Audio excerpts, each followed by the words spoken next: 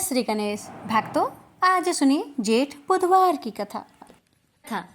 प्राचीन समय की बात है कि एक बार नैमिषारण्य में सूत जी के पधारने पर ऋषि मुनियों ने उनका अभिवादन कर कहा, हे सूत जी, आप कथा वाचन में निपुण हैं, आप कृपया हमें सर्ग रचना की कथा सुनाइए। सुनकर सूत जी ने कहा, ब्रह्मा विष्णु महेश ब्रह्मा के ये 3 रूप है। मैं स्वयं उनकी शरण में रहता हूँ। यद्यपि विष्णु संसार पालक है और वह ब्रह्मा द्वारा उत्पन्न की गई सृष्टि का पालन करते हैं। ब्रह्मा ने ही सुर असुर प्रजापति तथा अन्य योनिज और अयोनिज सृष्टि की रचना की है। रुद्र अपने संपूर्ण कल्याणकारी कृत्य से सृष्टि की परिवर्तन का आधार प्रस्तुत करते हैं। पहले तो मैं तुम्हें बताऊंगा कि किस प्रकार प्रजाओं की सृष्टि हुई और फिर उनमें सर्वश्रेष्ठ देव भगवान गणेश का आविर्भाव कैसे हुआ। सृष्टि रचयिता ब्रह्मा ने जब सबसे पहले सृष्टि की रचना की तो उनकी प्रजा नियमानुसार पथ में प्रवृत्त नहीं हुई, वह सब अलिप्त रह गए। इस कारण ब्रह्मा ने सबसे पहले तामसी सृष्टि की, फिर राजसी, फिर भी इच्छित फल प्राप्त नहीं हुआ। तब राजोगुण ने तमोगुण को ढक लिया तो उससे एक मिथुन की उत्पत्ति हुई। ब्रह्मा के चरण से अधर्म और सिर से मनुष्य ने जन्म लिया। ब्रह्मा ने उस मलिन देह को 2 भागों में विभक्त कर दिया, एक पुरुष और एक स्त्री। स्त्री का नाम शतरूपा हुआ। उसने स्वयंभू मनु का पति के रूप में वरण किया और उनके साथ रमन करने लगी। रमन करने के कारण ही उसका नाम रति हुआ। फिर ब्रह्मा ने विराट का सृजन किया, तब विराट से बैराज मनु की उत्पत्ति हुई। फिर बैराज मनु और शतरूपा से प्रियव्रत और तानपाद 2 पुत्र उत्पन्न हुए और आकुति तथा प्रसूति नाम की 2 पुत्रियां उत्पन्न हुई। इन्हीं 2 पुत्रियों से सारी प्रजा उत्पन्न हुई। मनु ने प्रसूति को दक्ष के हाथ में सौंप दिया। जो प्राण है वह दक्ष है और जो संकल्प है वह मनु है। मनु ने रुचि प्रजापति को आपूति नाम की कन्या भेंट की।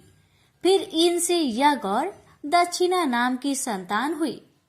दक्षिणा से 12 पुत्र उत्पन्न हुए जिन्हें यम कहा गया। इनमें श्रद्धा, लक्ष्मी आदि मुख्य है। फिर इनसे यह विश्व आगे विकास को प्राप्त हुआ। अधर्म को हिंसा के गर्भ से निर्गति उत्पन्न हुई और अनिध नाम का पुत्र उत्पन्न हुआ। फिर इसके बाद यह वंश क्रम बढ़ता गया। कुछ समय बाद नील रोहित नील रूप प्रजाओं की उत्पत्ति हुई और उन्हें रुद्र नाम से प्रतिष्ठित किया गया। रुद्र ने पहले ही बता दिया था कि यह सब शतरुद्र नाम से विख्यात होंगे। यह सुनकर ब्रह्मा जी प्रसन्न हुए और फिर इसके बाद उन्होंने पृथ्वी पर मैथुनी सृष्टि की प्रारंभ करके शेष प्रजा की सृष्टि बंद कर दी। सूत जी के वचन सुनकर ऋषि मुनियों ने कहा, हे सूत जी, आपने हमें जो बताया है उसमें हमें बड़ी प्रसन्नता हुई है। आप कृपा करके हमें हमारे पूजनीय देव के विषय में भी बतलाए। जो देवता हमें पूज्य हो और उसकी कृपा से हमारे और आगे आने वाली प्रजाओं के कल्याणकारी कार्य संपन्न हो। ऋषियों की बात सुनकर सूत जी ने कहा कि ऐसे देव जो केवल एक ही हैं और वह है महादेव और पार्वती के पुत्र श्री गणेश।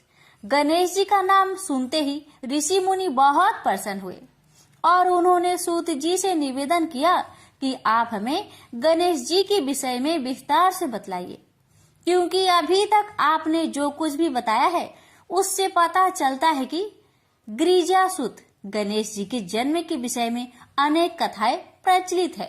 ऋषियों की बात को सुनकर सूत जी अपने आसन पर बहुत ध्यान पूर्वक बैठ गए।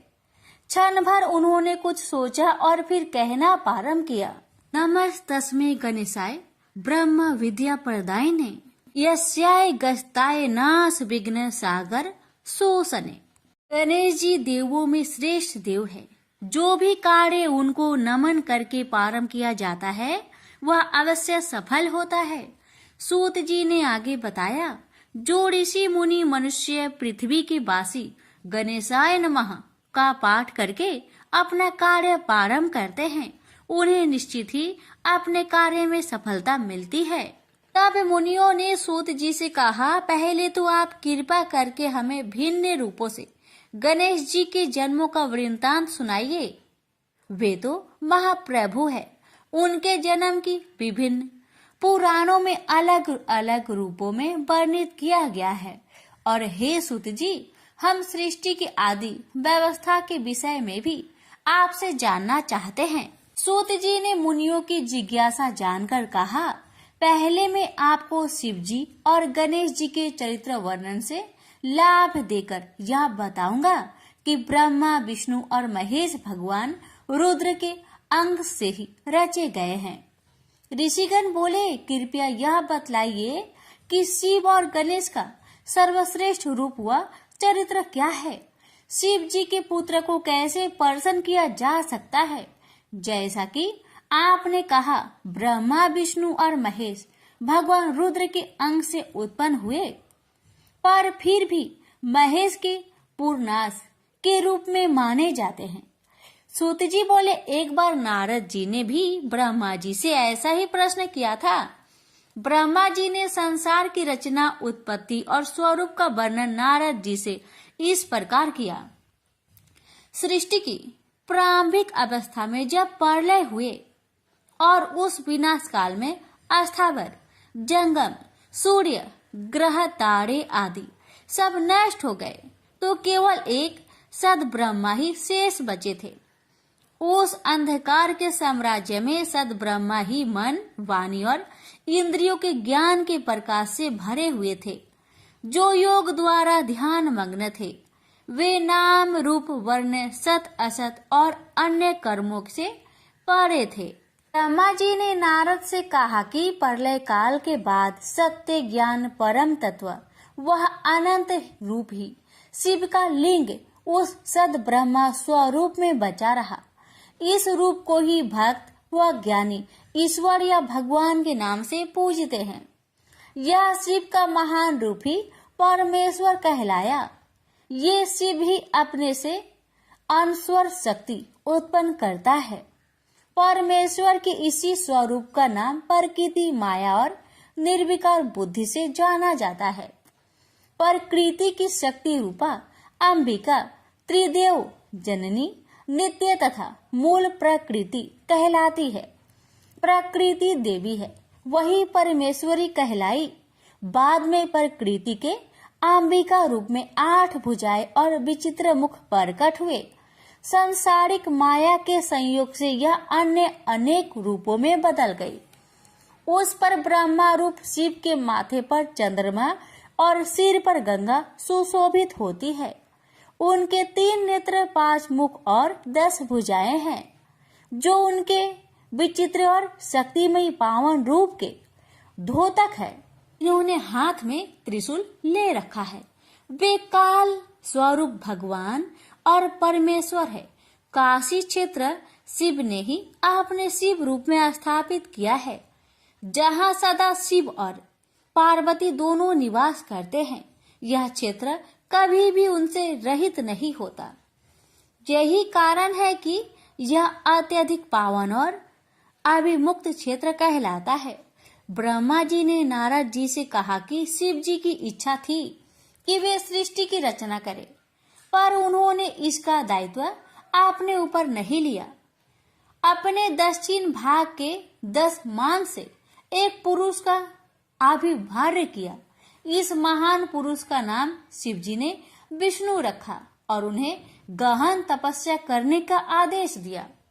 विष्णु जी बहुत समय तक तप में लीन रहे। फिर एक दिन शिव जी उन पर प्रसन्न हो गए, जिससे विष्णु जी के शरीर से अनेक जलधाराएं निकलने लगी। उन जलधाराओं को देख विष्णु जी उन पर मोहित हो गए और निश्चित होकर सो गए। नार अर्थात जल पर सोने के कारण संसार में उन्हें नारायण के नाम से पुकारा जाने लगा। उसी समय से विष्णु जी से ही सृष्टि के समस्त तत्वों का जन्म और उनका विस्तार हुआ। इस प्रक्रिया में प्रकृति के 3 गुण अहंकार, अहकार से 5 तंत्र मात्राएं शब्द, रूप, रस, गंध और पंचभूत पृथ्वी, जल, आकाश, तेज और वायु प्रकट हुए। इसके बाद 5 ज्ञानेन्द्रिया नेत्र, कान, नाक, जीवा और त्वचा की उत्पत्ति हुई। फिर 5 कर्मेंद्रिया वाणी, चरण, हस्त, गुदा और उपस्थ उत्पन्न हुए। इस प्रकार शिव जी की इच्छा से ही 24 प्रकार का सार तत्व रूप प्रकट हुआ। नारायण के सो जाने पर शिव जी ने ही अपनी इच्छा से उनकी नाभि से एक कमल की उत्पत्ति की। इसी कमल से उन पर ब्रह्मा शिव जी ने ब्रह्मा अर्थात मेरी उत्पत्ति की। कुछ समय उपरांत मैंने अपने जनक अर्थात कर्ता को ढूंढने की कोशिश की, पर मैं उनका पता न पा सका। फिर धीरे धीरे मैं नाल के सहारे ऊपर आ गया। बाहर आते ही मुझे एक आकाशवाणी सुनाई दी, जिसके अनुसार मैंने 12 वर्ष तक घोर तप किया। उस तप से प्रसन्न होकर विष्णु जी ने मुझे दर्शन दिए। ब्रह्मा जी कहने लगे कि नारद, मैं उन्हें पहचान नहीं पाया। उन्होंने अपने को मेरा पिता बताया तो मैंने उनका तिरस्कार और अपमान कर दिया। हमारे बीच विवाद छिड़ गया और उसने एक संघर्ष का रूप ले लिया। उसी समय हम दोनों के बीच सहसा अस्थम रूप में एक लिंग प्रकट हुआ और हम दोनों ने युद्ध बंद करके उनसे उनका परिचय देने की प्रार्थना की। उस समय हमने ओम की गंभीर ध्वनि सुनी तथा शिवलिंग को विष्णु जी ने एक विशेष रूप में देखा। शिव जी ने अपना परिचय दिया। शिव जी के दक्षिण भाग में आकार, उत्तर भाग में उकार और मध्य भाग में मकार को देखा। सत्य आनंद रूप पर ब्रह्मा ही ओम के रूप में दिखाई दे रहा था। ब्रह्मा जी ने आगे कहा कि तभी एक महात्मा वहां आए और कहने लगे कि ओम शिव जी का ब्रह्म स्वरूप है और अगोचर, अनंत और अगम है।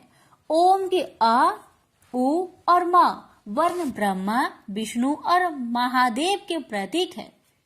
ये तीनों रूप ही प्रकृति में सम्मोहन, अनुग्रह और कर्मों के प्रतीक है। ब्रह्मा जी ने नारद जी से कहा, इन तीनों रूपों में आकर बीज है। उकार कारण रूपी योनि है और मकार बीजी है। महेश्वर की इच्छा से बीजी बीज योनि में गिरकर चारों दिशाओं में विकसित होने लगा।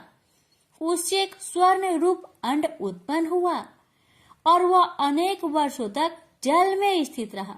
बाद में इसके 2 भाग हो गए। ऊपर के भाग से स्वर्गलोक की उत्पत्ति तथा निचले भाग से भूलोक प्रकट हुए। उस अंड से ही शिव जी की आविर्भाव हुआ है। ब्रह्मा शिव जी के ही तीनों रूपों ब्रह्मा, विष्णु और महेश के स्वरूप है। मैंने और विष्णु जी ने वेद मंत्रों से उनकी स्तुति और भक्ति की। शिव जी अपना दिव्य रूप कांतिमय 10 भुजा और 5 मुख लेकर सामने प्रकट हुए। उन्हें देखकर हमें बड़ा संतोष मिला। शिव जी की कृपा से ही 48 अक्षरों वाला गायत्री मंत्र, शिव मंत्र, मृत्युंजय मंत्र, चिंतामणि मंत्र तथा दक्षिण मूर्ति मंत्र उत्पन्न हुए। मैं और मेरे कर्ता विष्णु उनकी स्तुति में संलग्न हो गए। ब्रह्मा जी ने इस प्रकार नारद जी से शिव के दिव्य व महान रूप की चर्चा की। विष्णु जी की भक्ति और स्तुति से भगवान शंकर बहुत प्रसन्न हुए। तभी विष्णु जी ने उनसे पूछा कि आप किस प्रकार प्रसन्न होते हैं और आपका दिव्य रूप और चरित्र क्या है? कृपया अनुग्रह करके आपका सारा विवरण मुझे सुनाइए। भगवान शंकर ने कहा कि एक समय की बात है, नारद जी हिमालय की सुंदर कंदराओं में बैठकर घोर तपस्या करने लगे। वे ब्रह्मा शिव की भावना से समाधि में लीन हो गए और ब्रह्मा विधान को अपनाया। नारद जी के तपस्या को देख इंद्र चिंतित हुए और कामदेव से सहायता मांगी, क्योंकि इंद्र को यह डर था कि नारद तब सफलता पाकर कहीं मेरा ही पद ना छीन ले। इंद्र के कहने पर कामदेव ने अपने समस्त क्रियाकलापों द्वारा नारद जी के तपस्या क्षेत्र में जाकर उनकी तपस्या भंग करने का अथक प्रयास किया, पर नारद जी तनिक सा भी विकार उत्पन्न न हुआ। शिव जी ने भी नारद के तप को बनाए रखने में कामदेव के प्रयासों को असफल कर दिया और वह सारा क्षेत्र कामदेव के प्रभाव से रहित कर दिया। अंततः नारद जी अपनी तपस्या में सफल हो गए। तब कामदेव की असफलता का समाचार इंद्र को मिला तो वह स्वयं नारद जी की प्रशंसा करने के लिए उनके पास गए। नारद जी में भी काम और गर्व की भावना उत्पन्न हो गई और वे शिव जी के पास जाकर अपनी काम विजय की स्वयं प्रशंसा करने लगे। शिव जी ने नारद जी को आत्म प्रशंसा और अपना प्रचार न करने की सलाह दी, पर नारद जी ने उनका यह परामर्श नहीं माना। शिव जी के पास से नारद जी ब्रह्मा के पास चले गए। हाँ भी उन्होंने अपनी काम विजय की प्रशंसा की। उसके बाद भ्रमण करते हुए वे विष्णु लोक भी गए। सब स्थानों पर जाकर अहंकार बस काम विजय की कथा सुनाई। विष्णु लोक में नारद जी का भरपूर स्वागत हुआ। उनके ज्ञान, वैराग्य और तप की प्रशंसा की गई और मन ही मन शिव जी की स्तुति भी। परंतु नारद जी का अहंकार और मद इतना बढ़ रहा था कि उसका नाश होना अवश्य हो गया। विष्णु जी और शिव जी ने मिलकर उनके अहंकार को नष्ट करने हेतु एक योजना बनाई। नारद जी के मार्ग में उन्होंने एक सुंदर नगर बसाया। उसके शासक नीलनिधि की अनुपम सौंदर्यमयी कन्या का स्वयंवर करवाया गया। भ्रमण करते करते जब नारद जी वहां पहुंचे तो उस आदित्य रूपसी कन्या ने उन्हें प्रणाम किया। नारद जी उस सुंदर कन्या पर शीघ्र ही मुग्ध हो गए। उस कन्या की भाग्य रेखाओं में नारद जी ने पढ़ा कि उसका पति अजय होगा। बस फिर क्या था, वे उसे पाने को लालायित हो उठे। उसे प्राप्त करने की तीव्र इच्छा लेकर वे विष्णु जी के पास गए। उन्होंने उस कन्या को वरण करने की बात विष्णु जी से कही और साथ ही उनका रूप मांगा। तब विष्णु जी ने प्रसन्न होते हुए नारद जी को वानर रूप देकर उनका मोह भंग करने का प्रयास किया। नारद जी वानर रूप लेकर नीलनिधि के यहाँ स्वयंवर में जा उपस्थित हुए। नारद जी खुशी खुशी स्वयंवर के स्थान पर पहुँचे। शिव जी की अद्भुत शक्ति के कारण वहां उपस्थित राजाओं ने नारद जी को उनके वास्तविक रूप में ही देखा। शिव जी के दो गण भी वहां ब्राह्मण भेष में उपस्थित थे। वे गण नारद जी से परिहास करने लगे। जब शीलनिधि की कन्या वरमाला लेकर स्वयंवर में आई तो वे उसे उचक उचक कर देखने लगी। वह रूपसी कन्या उन्हें देखकर चिंतायुक्त हो गई। कन्या ने जैसे ही द्वार पर देखा तो भगवान विष्णु अपने अनुपम रूप में वहां आकर खड़े थे। कन्या ने शीघ्र से वरमाला उनके गले में डाल दी। यह सब देखकर नारद बहुत दुखी हुए तथा शिव गणों के कहने पर उन्होंने जल में अपना प्रतिबिंब देखा। बस फिर क्या था, नारद जी क्रोध व दुख से पीड़ित सीधे विष्णु जी के पास जा पहुंचे और स्त्री वियोग से दुखी रहने का श्राप उन्हें दे दिया। साथ ही ये भी कह दिया कि इस दुख को दूर करने के लिए आपको वानरों की सहायता लेनी पड़ेगी। शिव जी के माया चक्र को समझते हुए विष्णु जी ने उस श्राप को भी सिरोधार्य कर लिया। नारद जी के घमंड को चूर चूर करने के लिए ही शिव जी ने अपना माया जाल फैलाया था। जैसे ही नारद जी को अपनी स्थिति का ज्ञान हुआ तो वे अपने आचरण के लिए विष्णु जी के चरणों में गिरकर क्षमा मांगने लगे। भगवान शंकर का माया जाल भी नारद जी की समझ में आ गया।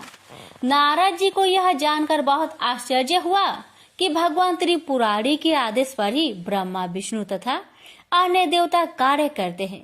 शिव ही आदि और मूल रूप है। वही तीनों रूपों में प्रख्यात है। सृष्टि के जन्मदाता ब्रह्मा, पालन करता विष्णु और संहार करता महेश या रुद्र। शिव जी को रुद्राक्ष और भस्म धारण करके पूजने से वे प्रसन्न होते हैं तथा साधक का अज्ञान भी दूर होता है। भगवान नारायण ने कहा, हे मुनिवर, आप शिव जी के शरण में जाइए, वह आपका कल्याण जरूर करेंगे। ब्रह्मा जी से शिव स्त्रोत का पाठ सुनिए और शिव जी की वंदना कीजिए। नारद जी ने ब्राह्मण वेशधारी गणों को भी देखा। उन्हें अपने द्वारा गणे को दिए गए श्राप पर अत्यंत खेद हुआ, पर उनकी वाणी असत्य तो हो नहीं सकती थी। अतः नारद जी ने गणों के उद्धार के लिए उपाय बताया। नारद जी ने कहा, हे गण, तुम किसी श्रेष्ठ मुनि के घर जन्म लेकर राक्षस बनोगे और तुम्हें अतुल बल प्रताप और ऐश्वर्य प्राप्त होगा। शिवगण उनकी आशीष वाणी को सुनकर प्रसन्न होकर चले गए। ऋषियों ने सूत जी से पूछा कि आप कृपा कर यह बतलाइए कि शिव के अनेक रूप क्या है, वे कैसे सृष्टि की, उत्पत्ति, पालन और संहार करते हैं। सूत जी ने शिव जी की महिमा का वर्णन इस प्रकार किया। उत्पत्ति के आधार पर 4000 पुंज का ब्रह्म रूपी मेरा एक दिन होता है, नहीं परिमाण की रात्रि होती है। इसी परिमाण के आधार पर शिव जी की आयु 100 वर्ष होगी। प्रत्येक वर्ष में 12 महीने और 1 माह में 30 दिन होंगे। परिमाण पूर्व निश्चित होंगे। शिव जी का 1 वर्ष विष्णु जी का 1 दिन होगा और इस रूप में उनकी आयु 100 वर्ष की होगी। विष्णु का 1 वर्ष शिव के 1 दिन के बराबर होगा। इसी कर्म में विष्णु 100 वर्ष के हो जाएंगे।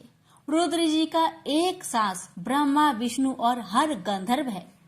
राक्षस तथा सर्पों का 2100 अहोरात्र का परिमाण होगा।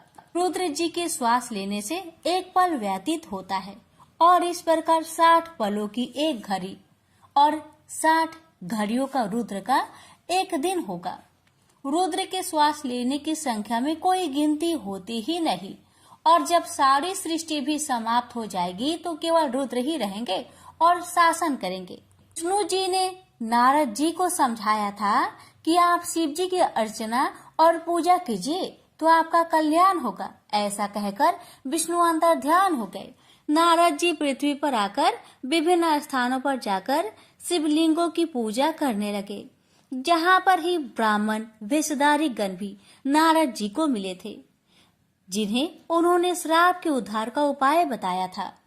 ब्रह्मा जी और विष्णु जी ने सदा ही शिव जी की आज्ञा को शिरोधार्य किया। इससे शिव जी संतुष्ट होकर अंतर ध्यान हो जाते हैं। इस वृत्तांत को सुनकर सूत जी बोले कि तभी से संसार में शिवलिंगों की पूजा होती है। सर्वप्रथम ब्रह्मा और विष्णु ने लिंग पूजा को अपनाया था। सूत जी ने कहा, विधि विधान से प्रतिष्ठित लिंग की उपासना रिद्धि सिद्धि देने वाली है। गुणों की महत्ता के आधार पर रुद्र का श्रेष्ठ रूप स्वयं भगवान शंकर ही है। मुनिवरों ने सूत जी के प्रति कृतज्ञता प्रकट की और शिव पूजन का विधि विधान बताने का अनुरोध किया। ऋषियों के प्रश्नों को सुनकर श्री सूत जी ने कहा कि ब्रह्मा से नारद जी ने, उपमन्यु से कृष्ण ने और सनत कुमार से व्यास जी ने यही प्रश्न किया था। फिर सूत जी ने शिवलिंग की पूजा का विधि विधान ऋषियों को बताया। प्रत्येक दिन ब्रह्म मुहूर्त में उठकर शिव भक्त को शिव गुरुदेव और तीर्थों का स्मरण करते हुए शिव स्रोत का पाठ करना चाहिए। नित्य कर्म व स्नान आदि से निवृत्त होकर सर्वप्रथम गणेश जी की पूजा करनी चाहिए। उसके पश्चात शिवलिंग की स्थापना करके 3 बार प्राणायाम और 3 बार आचमन करें। ओम त्र्यंबक यजामहे मंत्र उच्चारण करके शिव जी का ध्यान करना चाहिए। फिर प्रणव मंत्र से षड्न्यास करते हुए शिव जी की पूजा आरंभ करें। शिव भक्त वेद मंत्र का उच्चारण करते हुए सहस्त्र जलधारा शिवलिंग को स्नान कराए, चंदन पुष्प मालाएं अर्पित करते हुए प्रणाम करें। अंजलि में पुष्प लेकर आप्त काम होने, इच्छित फल पाने की कामना करते हुए शिवलिंग पर फूलों की वर्षा करें। मन से आराधनों की क्षमा याचना करके आचमन करें। फिर अपनी कार्य सिद्धि के लिए प्रयास करें। निश्चय ही शिव जी उन भक्तों पर कृपा करते हैं। पूर्व समय की बात है, कि संसार के दुखों और कष्टों को देखकर ब्रह्मा जी के मन में उपकार का विचार आया। वे अन्य देवताओं को लेकर विष्णु के पास गए। वहां जाकर ब्रह्मा जी ने विष्णु से प्रश्न किया कि दुरित विनाश के लिए किस देवता की पूजा करनी चाहिए। विष्णु जी बोले कि बस एक भगवान रुद्र देव ही है, जो सब दुखों का निवारण करते हैं। वे ही पूजनीय व सेव्य है। शिव जी की पूजा से मनुष्य के सभी दुरित नष्ट होते हैं और सुख व मुक्ति के मार्ग सुलभ हो जाते हैं। फिर विश्वकर्मा जी ने विष्णु जी के आदेश से अनेक शिवलिंगों की रचना की और उन्हें विभिन्न देवताओं को दे दिया। जब देवताओं को शिवलिंग की प्राप्ति हो चुकी तो विष्णु जी ने ब्रह्मा की प्राप्ति के लिए प्रतिमा पूजन की साधन बताया। जैसे जड़ को सींचने से शाखाएं हरी भरी हो जाती है, वैसे ही शिवलिंग की पूजा से सभी देवता प्रसन्न हो जाते हैं। विष्णु जी से यह जानकर देवतागण अपने अपने धाम को लौट आए और एकचित होकर निष्ठा पूर्वक शिवलिंग की पूजा करने लगे। ब्रह्मा जी ने नारद से यह भी कहा कि इन पत्र पुष्पों से शिव जी की पूजा करने से क्या फल मिलता है। लक्ष्मी प्राप्ति के लिए शिव की पूजा कमल पत्र, शंख पुष्प और बेल पत्र से करनी चाहिए। 50 कमल पुष्पों से शिव पूजन रोग निवारक होता है। 1 सहस्त्र कमलों की पूजा भाग्यदायक होती है। मुक्ति के इच्छुक को कुशा से, आयु के इच्छुक को ध्रुवा से तथा पुत्र के इच्छुक को धतूरे से शिवलिंग की पूजा करनी चाहिए। शत्रु नाशक के लिए शिव जी की पूजा आग के फलों से करनी चाहिए। प्रताप का इच्छुक भी आग से पूजा करे। कनेर के पुष्पों से की गई पूजा दरिद्रता दूर करती है। हर श्रृंगार के पुष्पों से की गई पूजा सुख समृद्धि प्रदान करती है। शत्रु की मृत्यु के लिए राई के पुष्पों से पूजा करनी चाहिए। की और चंपा के पुष्प शिव पूजा का विधान से बहिष्कृत है।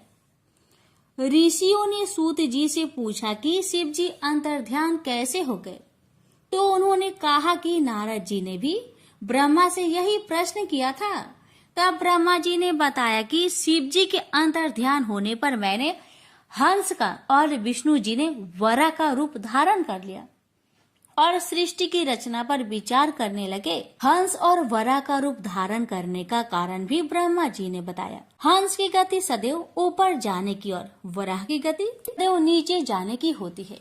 नारद जी के जिज्ञासु दृष्टि को देख ब्रह्मा जी ने उन्हें समझाया कि हंस में क्षीर नीर जैसी विवेक बुद्धि और अतत्व ज्ञान की अद्भुत शक्ति है। हंस ही ज्ञान अज्ञान के निर्धारण में सर्वाधिक सक्षम है। वरा के नीचे जाने की निश्चल गति होती है। अतः विष्णु जी ने उसका रूप धारण कर लिया। सृष्टि की रचना से परिचित कराते हुए ब्रह्मा जी ने नारद जी से कहा कि शिव जी के अंतर्ध्यान हो जाने पर विष्णु जी ब्रह्मांड को छोड़कर बैकुंठ चले गए और उस समय मैंने शिव जी और विष्णु जी को सर्वप्रथम प्रणाम किया तथा सबसे पहले जल का निर्माण किया। उस जल में 1 अंजलि डालकर 24 तत्वों वाला एक अंड प्रकट किया।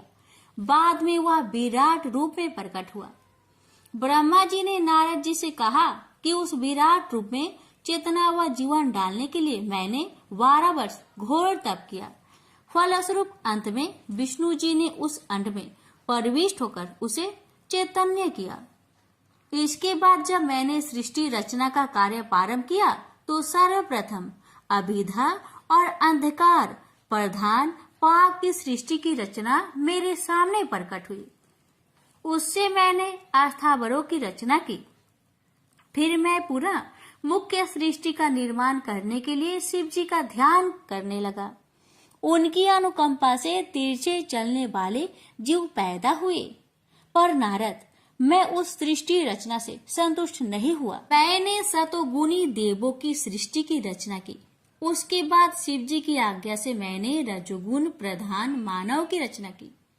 इस प्रकार तामसी अस्थावर देव और मानव सृष्टि का निर्माण हो जाने के बाद मैंने अनेक सर्गों की रचना करने का विचार किया। सर्गों की रचना में 3 सर्ग उत्पन्न हुए। पहला महत् सर्ग, दूसरा सूक्ष्म भौतिक सर्ग तथा तीसरा वैचारिक सर्ग। वैचारिक सर्ग से प्राकृतिक सृष्टि उत्पन्न हुई। इस प्राकृतिक में विकार उत्पन्न हो जाने पर अवर्णीय कुमार सर्ग की उत्पत्ति हुई। निजात्मक सर्ग की अस्तित्व में आने पर मानस पुत्र और सनकादि उत्पन्न हुए। सनकादि को वैराग्य भावना थी, अतः उन्होंने सृष्टि रचना के मेरे आदेश की अवज्ञा की। उनके व्यवहार पर मुझे अत्यधिक क्रोध आया और उसके कारण मेरे नेत्र से आंसू भी आने लगे। मेरी दुखित अवस्था को देखकर भगवान विष्णु प्रकट हुए और मुझे सांत्वना दी। उन्होंने कहा कि मैं भगवान शिव की आराधना करूं। मेरे शिव ध्यान से भगवान शंकर प्रसन्न हुए। वे अर्धनारीश्वर नीलोहित शिव रूप में प्रकट हुए और मेरी प्रार्थना पर उन्होंने अपने अनुकूल रुद्र की स्थापना की। मैंने शिव जी से प्रार्थना की कि ऐसे मानवीय सृष्टि की रचना करे जो मरना धर्म हो, पर महादेव इस कार्य को करने को तैयार न हुए। उन्होंने दुख सागर में निमग्न होने वाली और शुभ न लगने वाली सृष्टि की रचना न करने इच्छा प्रकट की। शिव जी ने कहा कि मैं शरणागत का उद्धार करता हूँ और उसे तत्व ज्ञान कराता हूँ, इसलिए मैं सुख दुखमयी प्रजा की सृष्टि नहीं करूँगा। ऐसी सृष्टि का कार्यभार आप ही संभाले। हाँ, मायावी बाधा तुम्हें इस कार्य में उपस्थित नहीं होगी। ऐसा कहकर शिव जी तो अंतर्ध्यान हो गए और मैंने अपने कार्य सृष्टि रचना को करते रहने का विचार बना लिया। मैंने पंचभूतों के वशीकरण के द्वारा पृथ्वी, जल, वायु, आकाश, पर्वत, समुद्र, वृक्ष आदि का काला आदि से युक्त युग व पलों की सृष्टि की। हे नारद, इस पर भी मैं संतुष्ट न हुआ। फिर मैंने पुनः शिव जी का ध्यान किया। इस बार मैंने अंबिका सहित शिव जी की स्तुति की, इसलिए उसके बाद मुझे जो शक्ति प्राप्त हुई उससे मैं संतुष्ट हुआ। फिर मैंने नेत्र से मरीच को, हृदय से भृगु को, समान वायु से वशिष्ठ को, आपान वायु से ऋतु को, अंगिरा को सिर से, पुलह को कर्ण से, पुलसत्य को उदान वायु से, आत्री को स्रोत से, ऋतु को प्राण से निर्मित किया। हे नारद, अपनी छाया से तुम्हें और कदर्म को बनाया। सब साधनों के आधार भूत धर्म को अपने संकल्प से जन्म दिया। फिर मैंने परम संतोष का अनुभव किया। सृष्टि रचना के इसी क्रम से मैंने स्वयं को दो रूपों में विभक्त किया, एक पुरुष और एक नारी। पुरुष का रूप मनु और स्त्री का रूप शत्रुपा था। उन स्त्री व पुरुष से मैंने मैथुनी सृष्टि उत्पन्न की। उन दोनों से दो पुत्र प्रियव्रत व उत्तानपत तथा 3 पुत्रियां आकृति, देवहूति व प्रस्तुति उत्पन्न हुई। आकृति को रुचि ने ग्रहण किया, देवहूति को कदर्म ने और दक्ष प्रजापति ने प्रस्तुति को ले लिया। इन सब संतानों से चर अचर संसार भर गया। जगत में इस प्रकार मेरे ही सब रूप फैल गए। आकृति से 2 संतान उत्पन्न हुई, दक्षिण और यज्ञ। फिर यज्ञ ने दक्षिण के 12 पुत्र को जन्म दिया। देवहूति से भी अनेक संतानें उत्पन्न हुई। दक्ष ने 24 कन्याओं को जन्म दिया, जिनमें श्रद्धा, लक्ष्मी, धृति, पुष्टि, मेधा, क्रिया, बुद्धि, लज्जा, वायु, शांति, सिद्धि और कृति, इनको उन्होंने यमराज को दे दिया। इस अन्य पुत्रियां पिता को सौंप दी, जिनके नाम ख्याति, स्मृति, प्रति, क्षमा, संतति, अनुरूपा, स्वाहा, स्वाधा, भृगु, भव, मरीच, अंगिरा, पुलसत्य, ऋतु, अत्रि, वशिष्ठ, बन्य आदि थे। इन सब की उत्पत्ति के बाद तो शिव जी की ऐसी कृपा हुई कि सृष्टि में असंख्य जीव व जातियां उत्पन्न हुई, जिनमें ब्राह्मण की सर्वोत्कृष्ट जाति है। ब्रह्मा जी ने नारद जी को शिव के और भी रूपों का वर्णन करते हुए कहा कि निर्गुण भगवान शिव का बाया अंग विष्णु है। मैं ब्रह्मा उनका स्वयं अंग हूँ और उनका हृदय रुद्र है। इसी क्रम से 3 गुण सत्व, रज, और तम की स्थिति जानी जाती है। शिव की ही सतुगुनी माया का रूप सती, रजोगुनी माया का रूप सरस्वती और तमोगुनी माया का रूप लक्ष्मी है। सती का विवाह शिव जी के साथ हुआ। सती ने अपने पिता दक्ष के यहाँ स्वयंवर में शिव जी का स्थान न देखकर अपने प्राण त्याग दिए थे। देवताओं के आग्रह पर फिर सती ने हिमाचल के घर में जन्म लिया, जिसका नाम पार्वती था। पार्वती ने तपस्या करके फिर से शिव जी को प्राप्त किया।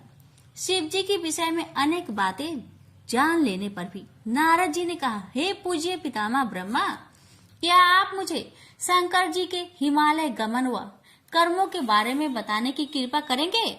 ब्रह्मा जी ने कहा कि पूर्व समय में कौंपिल्य नगर में यज्ञदत्त नाम का पुरोहित रहता था, जो वेदांत का ज्ञाता और महान विद्वान था। वह अपनी विद्वानता के लिए प्रसिद्ध था। उसकी महानता का यश चारों ओर फैला था। गुणनिधि नाम का उसका एक पुत्र था। गुणनिधि का चरित्र अपने पिता के बिल्कुल विपरीत निकला। बचपन से ही गुणनिधि बुरी संगत में पड़ गया। जुआ, चोरी और नशे के दुर्गंध उसमें पड़ गई। वह जुआ खेलने के लिए घर का सामान चुरा चुरा कर ले जाने लगा। गुणनिधि की माता ने यह सब उसके पिता से छिपाया। जब भी यज्ञदत्त अपने पुत्र के विषय में कोई बात पूछता अथवा कहता तो वह कह देते कि गुणनिधि देव पूजन, विद्या अध्ययन और सत्कर्मों में लगा है। गुणनिधि की वयस्क होने पर उसका विवाह हुआ, पर माता के बार बार समझाने पर भी उसने अपने दुष्कर्म नहीं छोड़े। वह और अधिक जुआ व मदिरापान करने लगा। माता ने कहा, पुत्र, यदि राजा को तुम्हारे दुष्कर्म का पता चल गया तो वे तुम्हारे पिता को आजीविका से निकाल देंगे, जिसके कारण तुम्हारे पिता को अत्यधिक दुख व कष्ट होगा। लेकिन पुत्र ने माता का कहना भी नहीं माना। जब भी यज्ञदत्त ने पुत्र के विषय में जानकारी लेनी चाहिए, माता बहाने बनाकर बात टाल देती। प्रतिदिन वह घर के आभूषण बेचकर जुआ खेलता रहता। माँ सिर पीट लेती।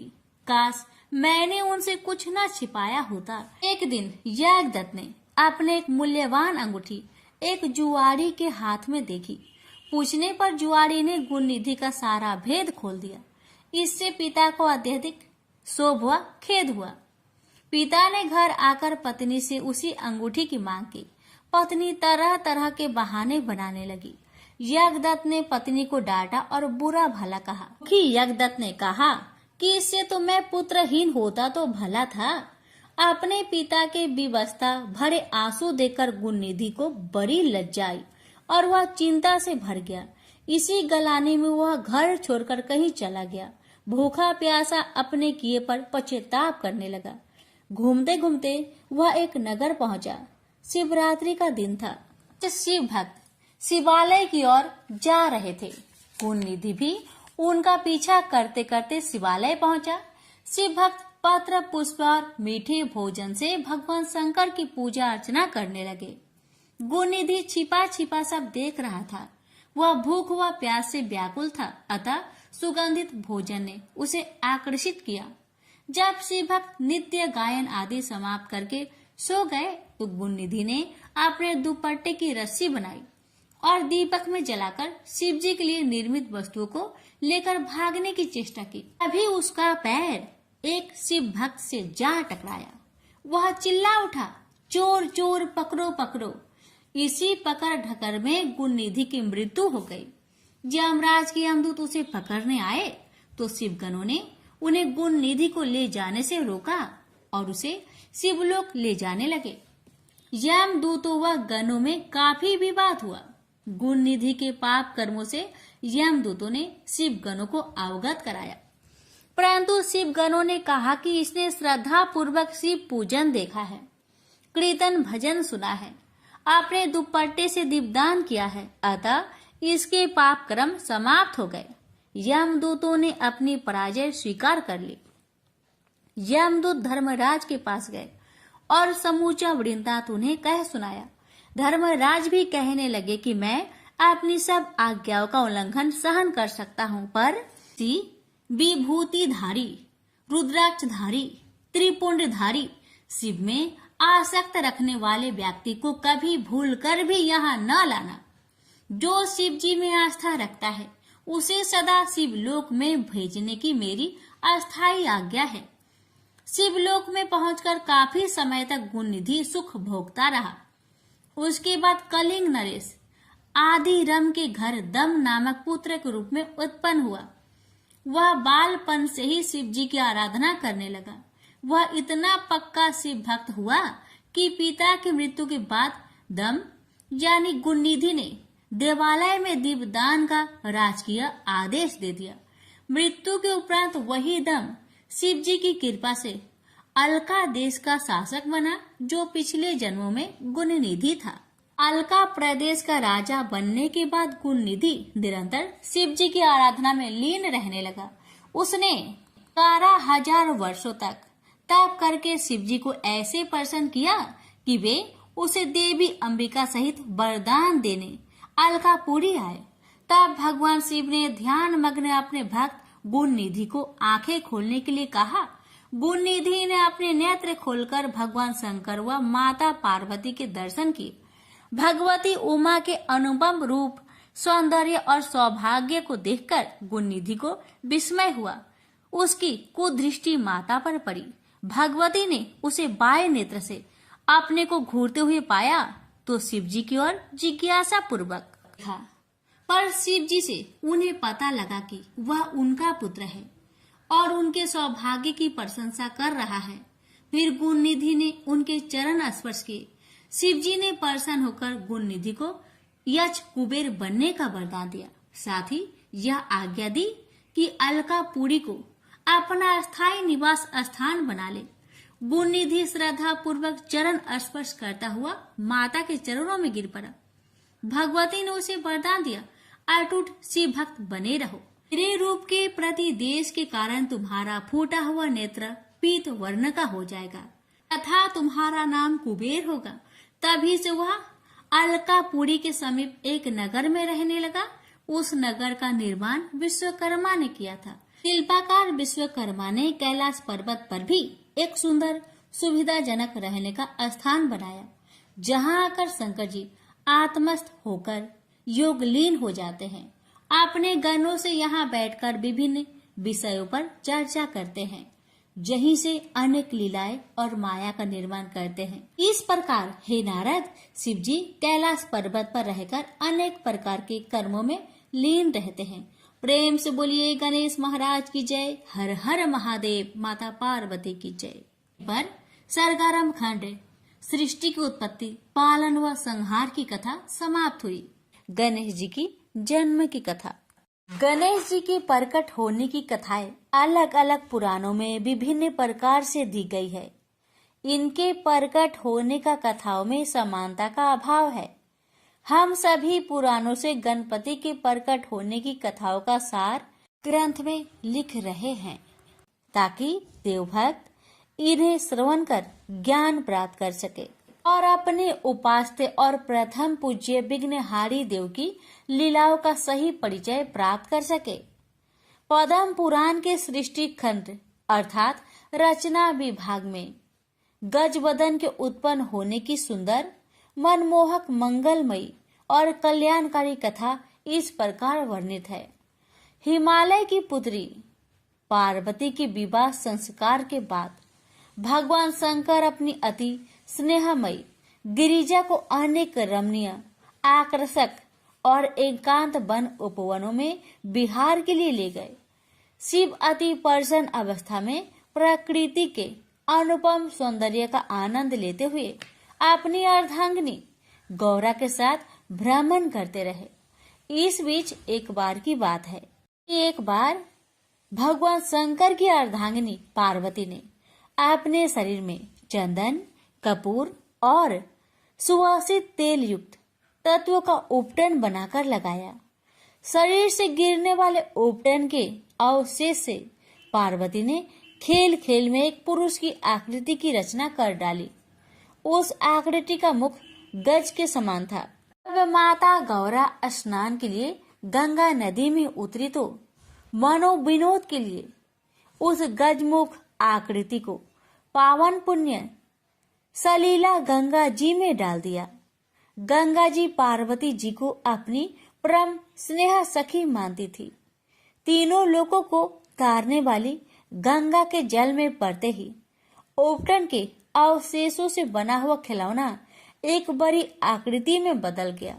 शंकर के साथ शोभ्यमान होने वाली माता पार्वती ने गजमुख वाली उस रचना को अपना पुत्र कहकर पुकारा। गंगा जी ने भी सहेली के पुत्र को अपना पुत्र मान लिया। देवगण अर्थात देवताओं ने उसे गंगा का पुत्र कहकर आदर सम्मान दिया और गंगा की भांति आराध्य व पूजनीय मान लिया। संसार की सभी कलाओं को उत्पन्न करने वाले ब्रह्मा जी ने उन्हें गणों का स्वामी बना दिया। इस प्रकार सभी देवता गज वदन अर्थात गणपति की पूजा करने लगे। देवगणों के स्वामी नायक और आराध्य गणेश की पूजा कालांतर में मनुष्य समाज में भी प्रारंभ हो गई। लिंग पुराण के प्रारंभ में गणपति के प्रकट होने की कथा पद्म पुराण से थोड़ी भिन्न है। एक बार की बात है कि सभी देवताओं ने मिलकर एक सभा आयोजित की। उस सभा में यह विचार रखा गया कि असुर सदा ही देवताओं को सताते व युद्ध करते रहते हैं। क्या ही अच्छा हो कि हमारे साथ कोई ऐसा बढ़िया शक्ति लग जाए जिससे देवता असुरों को पराजित कर सके। शिव जी असुरों का पक्ष लेते हैं और उनकी आराधना से शीघ्र ही प्रसन्न हो जाते हैं। उनके वरदान से असुर देवताओं को युद्ध में पराजित कर देते हैं। देवताओं ने सोचा कि जब शिव स्वयं देवता हैं, तो हम भी क्यों ना उस अत्यंत विध्वंसकारी बैल की सवारी करने वाले और चार मुख वाले देवता की आराधना करके मनोवांछित फल प्राप्त करें। जब शंकर जी असुरों की प्रार्थना को शीघ्र व सहर्ष स्वीकार कर उन्हें मोनो अनुकूल वर देते हैं, तो क्या देवताओं को नहीं देंगे। इन शक्तिशाली दैत्यों के कारण देवताओं को अनेक कष्टों का सामना करना पड़ता था। देवता कहने लगे कि हम सभी अपनी विजय और असुरों के कार्य को खंडित करने की शक्ति प्राप्त करने के लिए तुरंत सुख व संतोष देने वाले भगवान आशुतोष शिव की पूजा अर्चना करें। यह विचार विमर्श करके देव समुदाय पार्वती के स्वामी शिव के पास जाकर उनकी स्तुति और पूजा करने लगे। अत्यंत शीघ्र प्रसन्न होने वाले भोले शंकर उनकी प्रार्थना से बेहद प्रसन्न हुए और देवताओं से बोले कि हे देवगण, आप कोई भी इच्छित वर मांग सकते हैं, मैं आप पर अत्यधिक प्रसन्न हूँ। तब ज्ञान के भंडार और गुरुओं में श्रेष्ठ बृहस्पति ने भी देवताओं के लिए भगवान शिव से निवेदन किया कि हे कृपालु प्रभु, देवताओं के शत्रु असुरों की पूजा से प्रसन्न होकर आप उन्हें उनकी इच्छा के अनुसार वर देते हैं, जिससे वे समर्थवान होकर देवताओं को सताते व कष्ट देते रहते हैं। हम सब देवगण उन असुर शक्तियों और दानवों के कार्य में बाधा डाल सके, ऐसा वर आप हमें प्रदान करें। परम संतोषी विशाल व उदार हृदय वाले भगवान आशुतोष अर्थात शिव ने तथास्तु कहा और सूर समूह को आश्वस्त किया और उनकी मनोकामना पूर्ण की। देवताओं द्वारा भगवान शिव की आराधना करने के कुछ वर्षों के उपरांत गणेश जी के प्रकट होने की कथा इस प्रकार से है। अब लोकों के ईश्वर स्वामी शिव जी की पत्नी पार्वती के सामने एक विशालकाय रूप प्रकट हुआ, जो ब्रह्म स्वरूप और सभी अंगों से सबसे बड़ा था, जिसे श्री गणेश के नाम से पुकारा गया। उस महान तेजस्वी दीर्घ बलिष्ठ और प्रतापी बालक का मुख हाथी जैसा था। उस बालक के एक हाथ में त्रिशूल और दूसरे हाथ में पास था। सब विघ्न बाधाओं का नाश करने वाले इस अवतार का धरती पर जन्म होते ही देवताओं में हर्ष की लहर दौड़ गई। खुशी के मारे सूर्य देवलोक से गजानन पर फूलों की वर्षा करने लगे और बार बार उनके चरणों में प्रणाम करते और प्रसन्नचित हो जाते थे। तीनों लोगों का कल्याण करने वाली हिमालय की पुत्री करुणा व दया की मूर्ति गौरा ने गजानन को अपना पुत्र मान लिया और उन्होंने अपने प्रिय पुत्र को बड़े सुंदर, आकर्षक और विचित्र आभूषण व वस्त्र आदि पहनाए। देवताओं में भी देवतुल्य भगवान शंकर ने अपने प्राण प्रिय पुत्र के लिए अन्य धार्मिक और जात कर्म संस्कार करवाए। महादेव ने अपने पुत्र गणेश से कहा कि पुत्र, तुम्हारा जन्म देवताओं की रक्षा के लिए हुआ है। तुम्हें दैत्यों का नाश करना है। ब्राह्मणों और ब्रह्मा को मानने वाले संतों के उपकार व भलाई के लिए तुमने अवतार लिया है। यदि धरती पर कोई दक्षिणा रहित यज्ञ हवन पूजन करे तो खुद जाकर उस कार्य के मार्ग में रुकावट यानी विघ्न उपस्थित करो, क्योंकि धर्म कार्य पूर्ण विधि पूर्वक होना चाहिए। दक्षिणाहीन यज्ञ करने वाले यज्ञकर्ता के कार्य में विघ्न डालकर उसे स्वर्ग न जाने दो। आगे भगवान शंकर कहने लगे कि जो भी संसार में गलत ढंग से या अन्यायपूर्ण कार्य करता है तुम उसके प्राणों का नाश करो। जो गलत तरीके से अध्ययन, अध्यापन, व्याख्यान या अन्य धार्मिक कार्य करता है, हे गणेश, तुम उसके प्राणों का हरण करते रहो।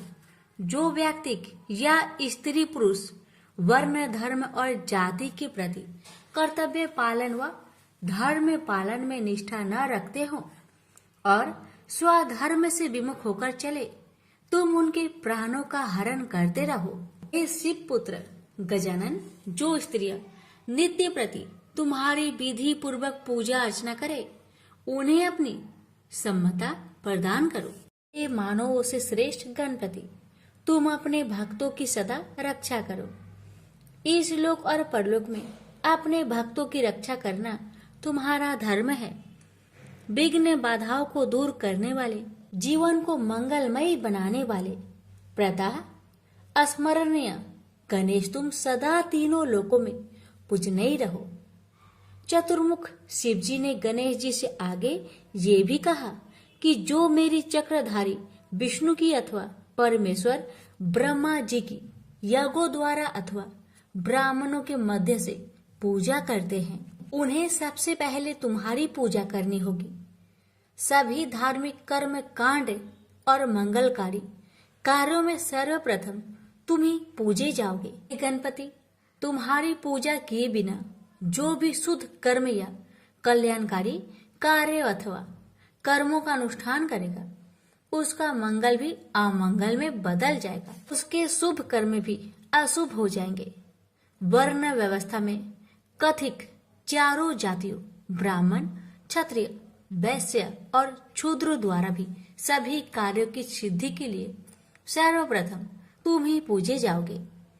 यह तुम्हारे लिए मेरा अटल आशीर्वाद है। भगवान गजानन की पूजा विधि का वर्णन करते हुए परमपिता शंकर ने कहा कि तीनों लोकों में मनुष्य देवता तुम्हारी पूजा किए बिना कुछ भी प्राप्त नहीं कर सकेंगे। चंदन, धूप, दीप, फल फूल और अक्षत आदि को उपहार स्वरूप चरणों में आशीर्वाद कर ही वे कुछ प्राप्त कर सकेंगे, अन्यथा नहीं।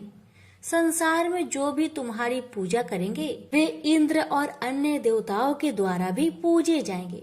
मनुष्य समाज और देव समाज में जो फल की कामना से ब्रह्मा, विष्णु इत्यादि की पूजा करेंगे लेकिन तुम्हारी पूजा नहीं करेंगे, उन्हें तुम विघ्न बाधा पहुंचाकर कष्ट दोगे। तुम्हारी सर्वप्रथम पूजा के बिना तीनों लोकों में किसी के भी कल्याणकारी कार्य सिद्ध नहीं होंगे। महात्मा शिव का आशीर्वाद पाकर पार्वती पुत्र गणपति ने विघ्न गणों को उत्पन्न किया।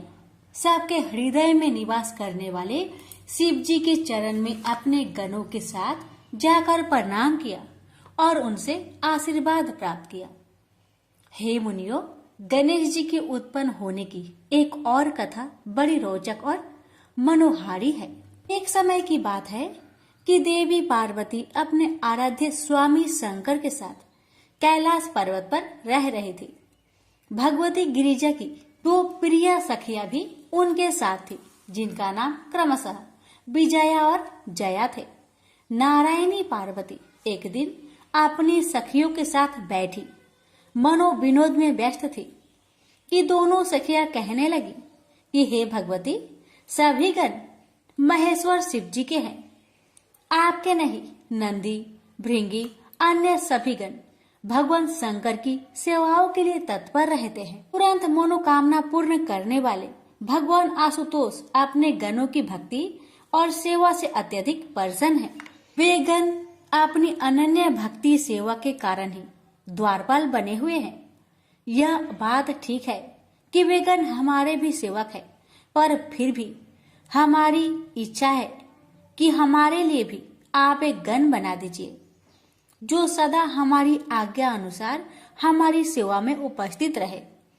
एक दिन शिव जी के गण नंदी स्नानागार के द्वार पर खड़ा था और माँ गौरा स्नानगार में जल क्रीड़ा कर रही थी। पार्वती निश्चित होकर स्नान कर रही थी कि शत्रुओं के नाशक भगवान शंकर अपनी परम प्रिया पार्वती के पास जाने हेतु स्नानगार के द्वार पर पहुंचे। शिव जी के अनन्य उपासक नंदी ने कहा कि माँ पार्वती स्नान कर रही है, आप अंदर नहीं जा सकते। भूत प्रेत महात्माओं में भी पूजनीय भोले शंकर ने नंदी का कहना नहीं माना और अंदर चले गए। शिव प्रिया ने उस हाल में प्रभु शंकर को अपने इतना निकट देखा तो वे लज्जा और संकोच से अस्तमंत खड़ी की खड़ी रह गई। वो बार बार यह सोचकर हैरान हो रही थी कि द्वार पर नंदी द्वारपाल बने खड़े हैं। उनके होते हुए त्रिलोकी के स्वामी मेरे आराध्य यहाँ कैसे पहुँचाए। उनके मन में शिव जी के गणों के प्रति जो भरोसा था उसमें उन्हें कुछ संदेह होने लगा। सोचने लगी कि ये तो केवल भगवान आशुतोष के ही सेवक है। बस फिर क्या था, उन्होंने तुरंत अपनी स्वर्णगुण संपन्न मनोविनोदिनी सखियों के हास प्रयास की बात याद आ गई। पार्वती जी सोचने लगी कि जया और विजया ठीक ही कहती थी कि ये गण तो केवल मेरे प्रभु शंकर जी की कृपा के कारण ही मेरे द्वारपाल बने हुए हैं। वे मन ही मन विचार करने लगी कि यदि मेरा कोई अपना गण होता तो क्या भगवान आशुतोष यूं यकायक स्नानगार में आ सकते थे। ये सच है कि शिव जी के गणों पर मेरा कोई अधिकार नहीं है। मुझे भी अपने पास एक ऐसा सेवक रखना है अक्षरश मेरे आदेश का पालन करे, जो हर प्रकार से गुणी और कार्य कुशल भी हो। इस प्रकार तीनों लोकों की ईश्वरीय देवी गिरिजा ने योग बल अर्थात शक्ति व सामर्थ्य से एक अनुपम गण की रचना कर डाली। वह गण सर्वगुण संपन्न था, सुडौल, विशाल, शोभायुक्त, परम बलशाली उसका शरीर था। माता पार्वती ने अपने उस गण को अनेक सुंदर और उत्तम वस्त्र व आभूषणों से सजाया और उसे पास बुलाकर कहने लगी कि आज से तुम मेरे पुत्र हो। तुम्हारे जितना प्यार, दुलारा और स्नेही मेरे लिए कोई और नहीं है। उस विशाल शरीरधारी, तेजस्वी, बुद्धिमान और बलवान पुरुष ने अपनी माता शिव प्रिया पार्वती के चरणों को छुआ और कहने लगे कि माता अंबिके, आपकी समस्त आज्ञाओं का मैं सदैव पालन करूंगा।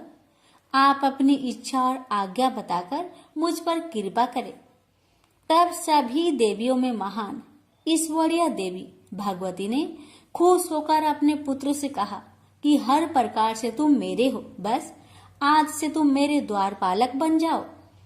मेरी अनुमति के बिना कोई भी मेरे घर में प्रवेश ना करे, चाहे वह कोई भी हो, कहीं से भी आया हो। इस प्रकार से उस नव निर्मित गण को माता पार्वती ने एक दंड दे द्वारपालक बनाकर द्वार पर खड़ा कर दिया। थोड़ी देर बाद गोरोचन व कपूर का तिलक धारण करने वाले पार्वती के प्रिय शिव जी वहां आ पहुंचे। ऐसे ही वे द्वार के अंदर जाने लगे कि गणराज ने पूछा, हे मान्यवर देव, आप कहाँ जाना चाहते हैं। माता पार्वती की आज्ञा के बिना आप भीतर नहीं जा सकते। इस समय जगत की माता भगवती स्नान कर रही है, अतः आप यहाँ से वापस लौट जाए। चंद्र के समान तिलकधारी और श्रेष्ठ शिव जी को अपनी प्रिया पार्वती के पुत्र के बारे में तनिक भी ज्ञान न था। चंद्रमौली शिव जी बोले, तुम्हें पता नहीं कि मैं शिव हूँ और जगत जननी गौरा का स्वामी हूँ। मैं स्वयं यहाँ उनसे मिलने आया हूँ। प्राण प्रिया शिवा के पुत्र गणराज ने कहा, आप चाहे जो भी हो, चाहे कहीं से भी आए हो, परंतु मैं बिना माता की आज्ञा के आपको अंदर नहीं जाने दूंगा। इस प्रकार मात्र भक्त वीर बालक गणराज ने महेश्वर शिव को ही मना कर दिया। अरे ही विस्मित होकर पार्वती के प्राणों के स्वामी और प्रिया शिव ने कहा, मैं तो उसका पति हूँ और तू मुझे मेरे ही घर में जाने से रोक रहा है। मैं अवश्य भीतर प्रवेश करूंगा। ऐसा कहते हुए वे अंदर प्रवेश करने लगे। जगत माता पार्वती पुत्र ने उन्हें फिर से रोका। काम के शत्रु लीलाधारी शिव ने अपने गणों से पूछा कि यह कौन है जो मुझे मेरे ही घर में जाने से रोक रहा है। इतना कहकर शिव दूर जाकर खड़े हो गए। परमेश्वर शिव के सेवक गणों ने जगत जननी के पुत्र के पास जाकर पूछा, तुम कौन हो, कहाँ से आए हो, तुम्हारी क्या इच्छा है? यदि तुम हमारे स्वामी को अंदर प्रवेश नहीं करने दोगे तो तुम्हारे प्राणों की खैर नहीं। अच्छा हो कि तुम हमारा कहना मानकर तुरंत यहाँ से चले जाओ। तब पार्वती के पुत्र गणराज ने निडर होकर वृषभ ध्वज शिव जी के गणों से कहा, पहले तुम बताओ कि तुम कौन हो, तुम्हारा यहाँ आने का क्या तात्पर्य है, तुम क्या चाहते हो? व्यर्थ में मुझे धमकियां देने वाले तुम कौन हो? अपना भला चाहते हो तो यहाँ से चले जाओ। शिव जी के गणों ने कहा, हम भगवान भूतनाथ के गण और द्वारपालक हैं।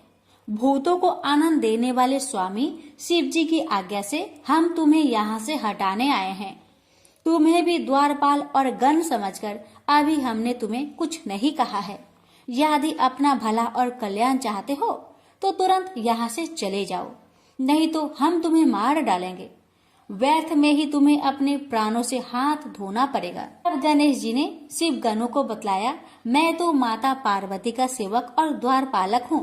मेरी माता ने मुझे आज्ञा दी है कि बिना उनकी आज्ञा के कोई भी घर के अंदर प्रवेश नहीं करे। तुम तो अपने मालिक शिव की आज्ञा का पालन करने यहाँ आए हो और मैं अपनी माता की आज्ञा मानकर यहाँ खड़ा हूँ। हमारा निरंतर आग्रह व्यर्थ है। मैं यहाँ से कदापि नहीं हटूंगा और अपनी माँ की आज्ञा का ही पालन करूंगा। तब महान शिव जी के गणों ने अपने आराध्य शंकर से जाकर कहा, वह बालक अपने आप को माता पार्वती का पुत्र बताता है और द्वार से तनिक भी हटने को तैयार नहीं, यहाँ तक कि वह युद्ध करने को भी तत्पर है, मृत्यु का वरण करने को भी। कपूर, चंदन और गरोचन जैसे सुगंधित पदार्थ तिलक लगाने वाले महेश्वर शिव ने गुस्से से भरकर कहा, चाहे जो भी करो, उस बालक को द्वार पर से हटाओ। वह अकेला बालक तुम्हारा क्या बिगाड़ लेगा? यदि उससे युद्ध भी करना पड़े तो युद्ध करो। तब नंदी, भृंगी आदि सभी गण इकट्ठे होकर पार्वती नंदन गणेश के पास पहुंचे और उन्हें युद्ध के लिए ललकारा। शिव गणों को अपने पास आते देखकर वीर निडर वह साहसी पार्वती पुत्र गणराज ने उनसे कहा कि मैं अकेला ही बालक तुम सबका मुकाबला करूंगा। मैं महाशक्ति का पुत्र, महान शक्तिधारी, तुम सबके लिए अकेला ही काफी हूँ। वह बलशाली बालक कहने लगा, आज माता पार्वती और तीनों लोकों के प्रभु शिव जी अपने गणों की शक्ति वह बल भी देख लेंगे। गणेश जी कहने लगे, आज सब इस बात को जान लेंगे कि पार्वती के पुत्र और तीनों लोकों के प्रभु शिव जी के गणों में कितना बल और ताकत है। गौरा और शिव जी के नाम पर बलवान गणों का एक बालक के साथ युद्ध होगा। आप सब तो बलवान योद्धा है और आपने तो पहले भी कई युद्ध किए हैं, परंतु मेरा तो यह पहला युद्ध है। मैं अकेला बालक हूँ, फिर भी मैं युद्ध करने को तैयार हूँ। मैं आपके साथ अकेले ही युद्ध करूंगा।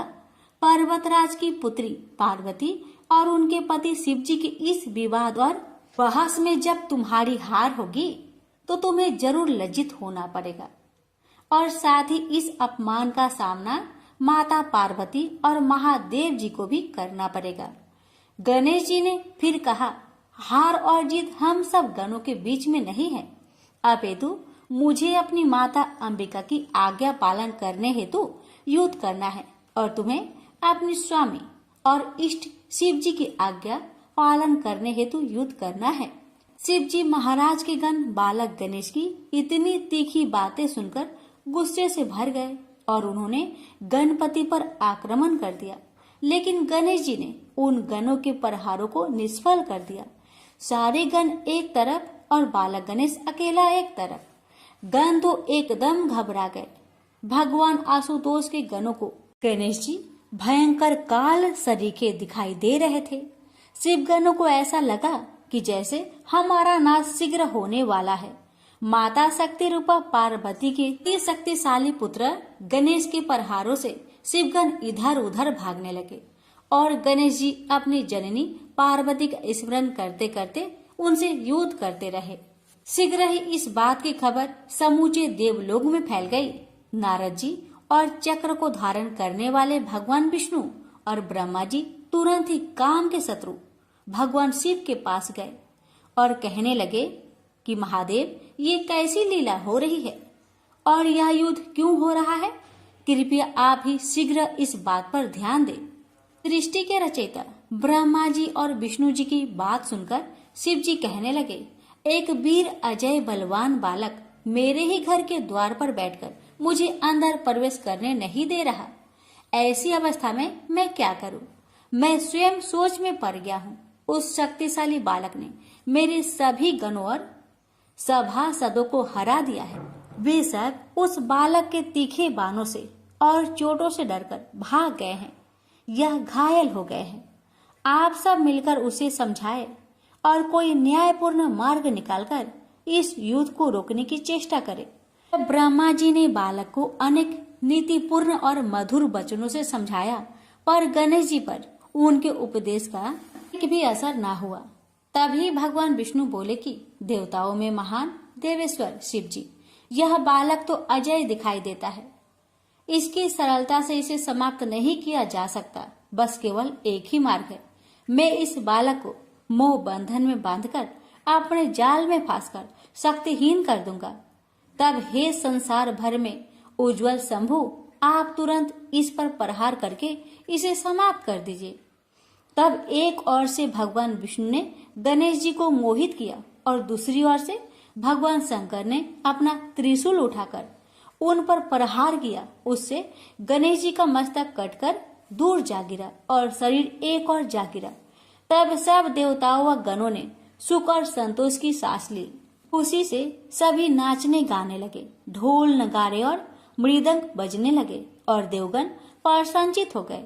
जब माता पार्वती को अपनी सखियों से इस बात की सूचना मिली कि उनके पुत्र का वध करके देवगण खुशियां मना रहे हैं, तो शिव पत्नी गौरा दुख के कारण अत्यधिक व्याकुल हो गई और बिलख बिलख कर अपने पुत्र का वियोग करने लगी।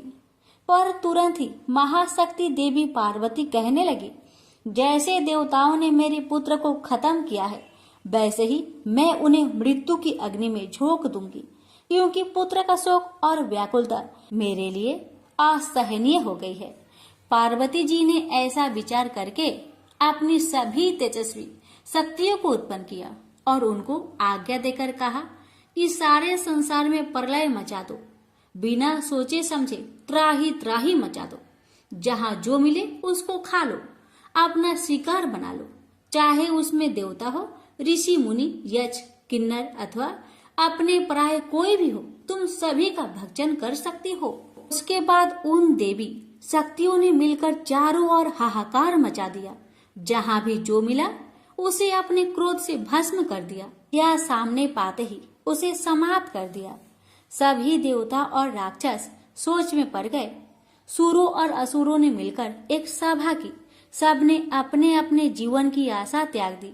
सबने एक स्वर में कहा कि अपने जीवन की रक्षा के लिए बस एक ही रास्ता है कि किसी भी प्रकार इन देवी शक्तियों को उत्पन्न करने वाली शक्ति की मूर्ति महादेव की भार्या खुश हो जाए तो हमारे प्राणों की रक्षा हो सकती है, हम सब बच सकते हैं। सुर और असुरों की बातचीत हो ही रही थी कि देवताओं के ऋषि व पूजनीय नारद जी वहां आ पहुंचे।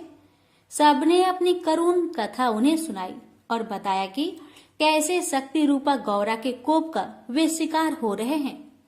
अब तो पर्वतराज की पुत्री ईश्वरीय शक्तियों में महान शक्ति रूपा पार्वती को खुश किए बिना हमारा कल्याण नहीं हो सकता।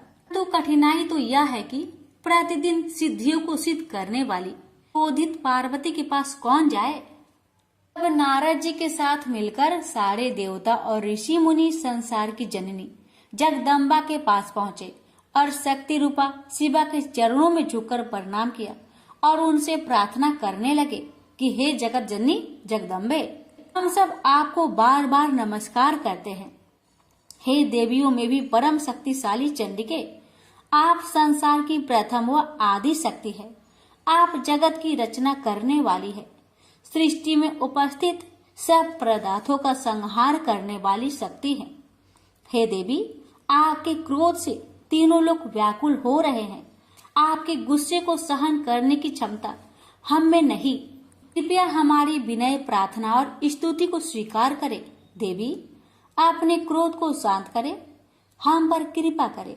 हम सब आपके चरणों में शीश झुकाते हैं।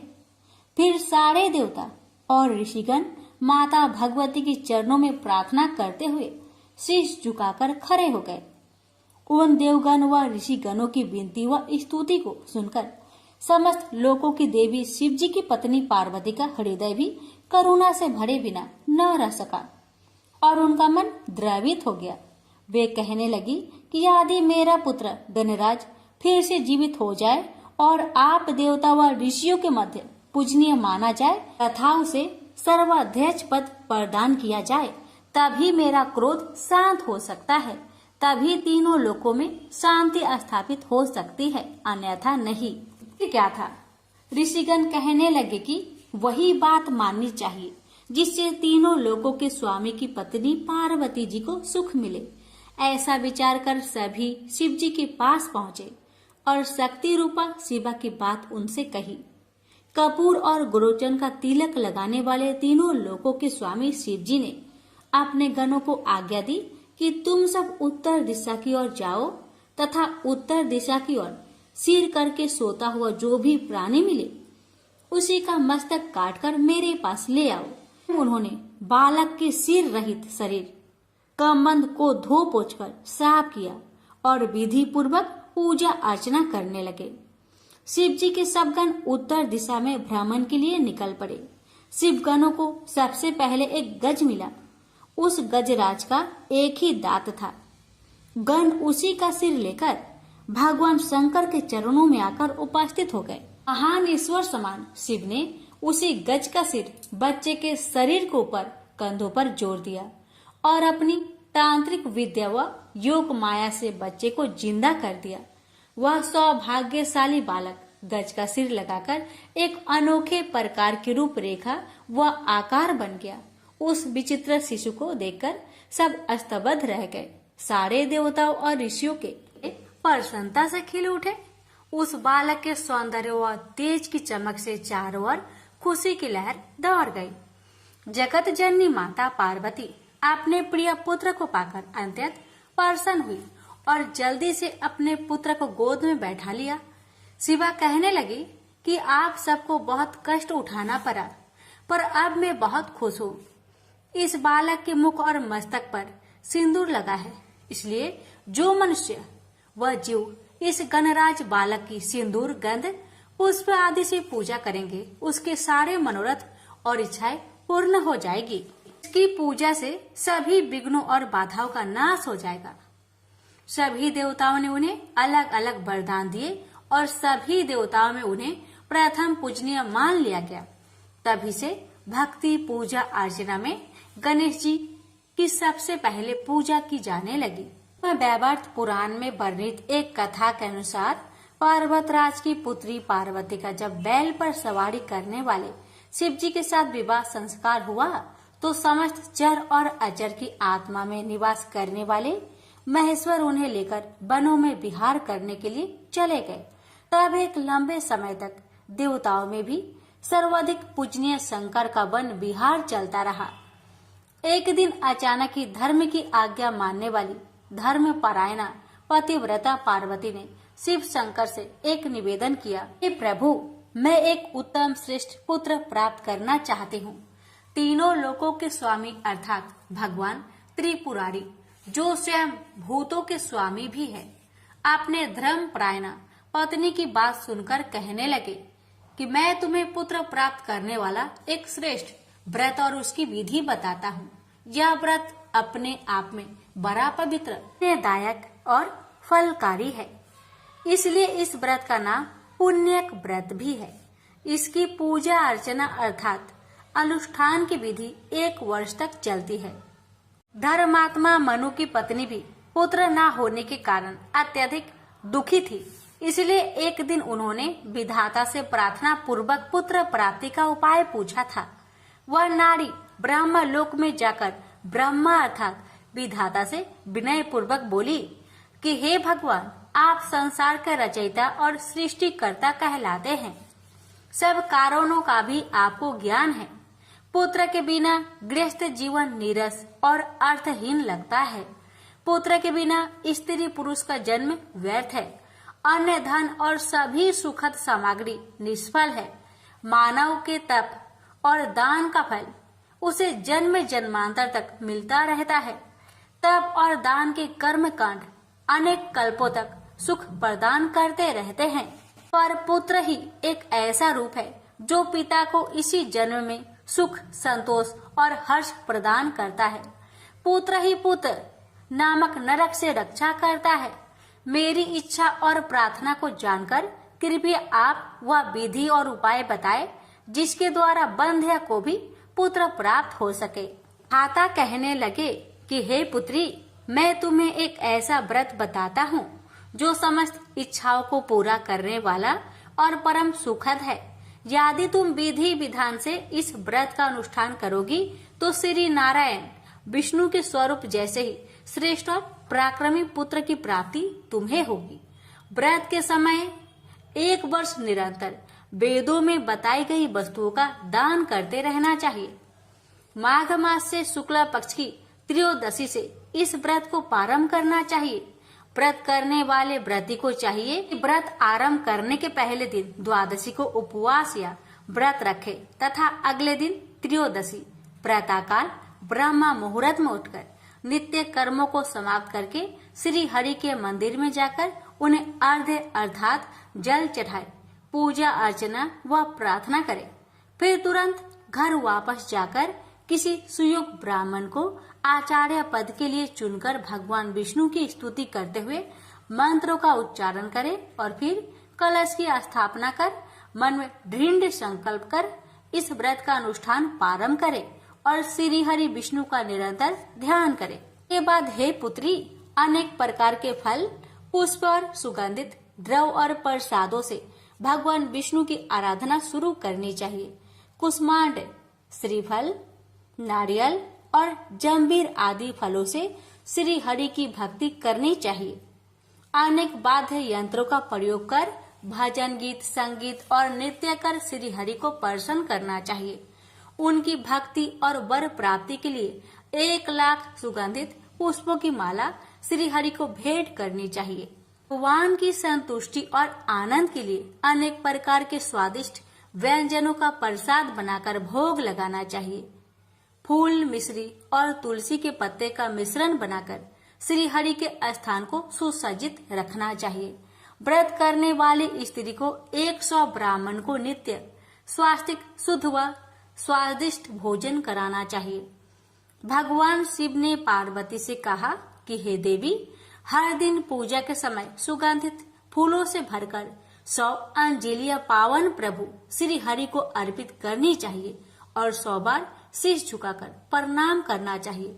व्रत काल के अंतर्गत 6 महीने तक हविष्यान, यज्ञ में चढ़ाए जाने वाला अन्न अर्थात अगहनी, चावल, धान, मूंग, तिल, जौ, मटर, तिन्नी, साठी, दूध, दही, घी, घृत पकवान, शक्कर, लौंग, जीरा, पीपल, सेंधा नमक, समुद्री नमक, भथुआ, मूली, आम, इमली, कटहल, नारंगी, केला, हरहर और आंवला आदि हविष्यान कहे जाते हैं।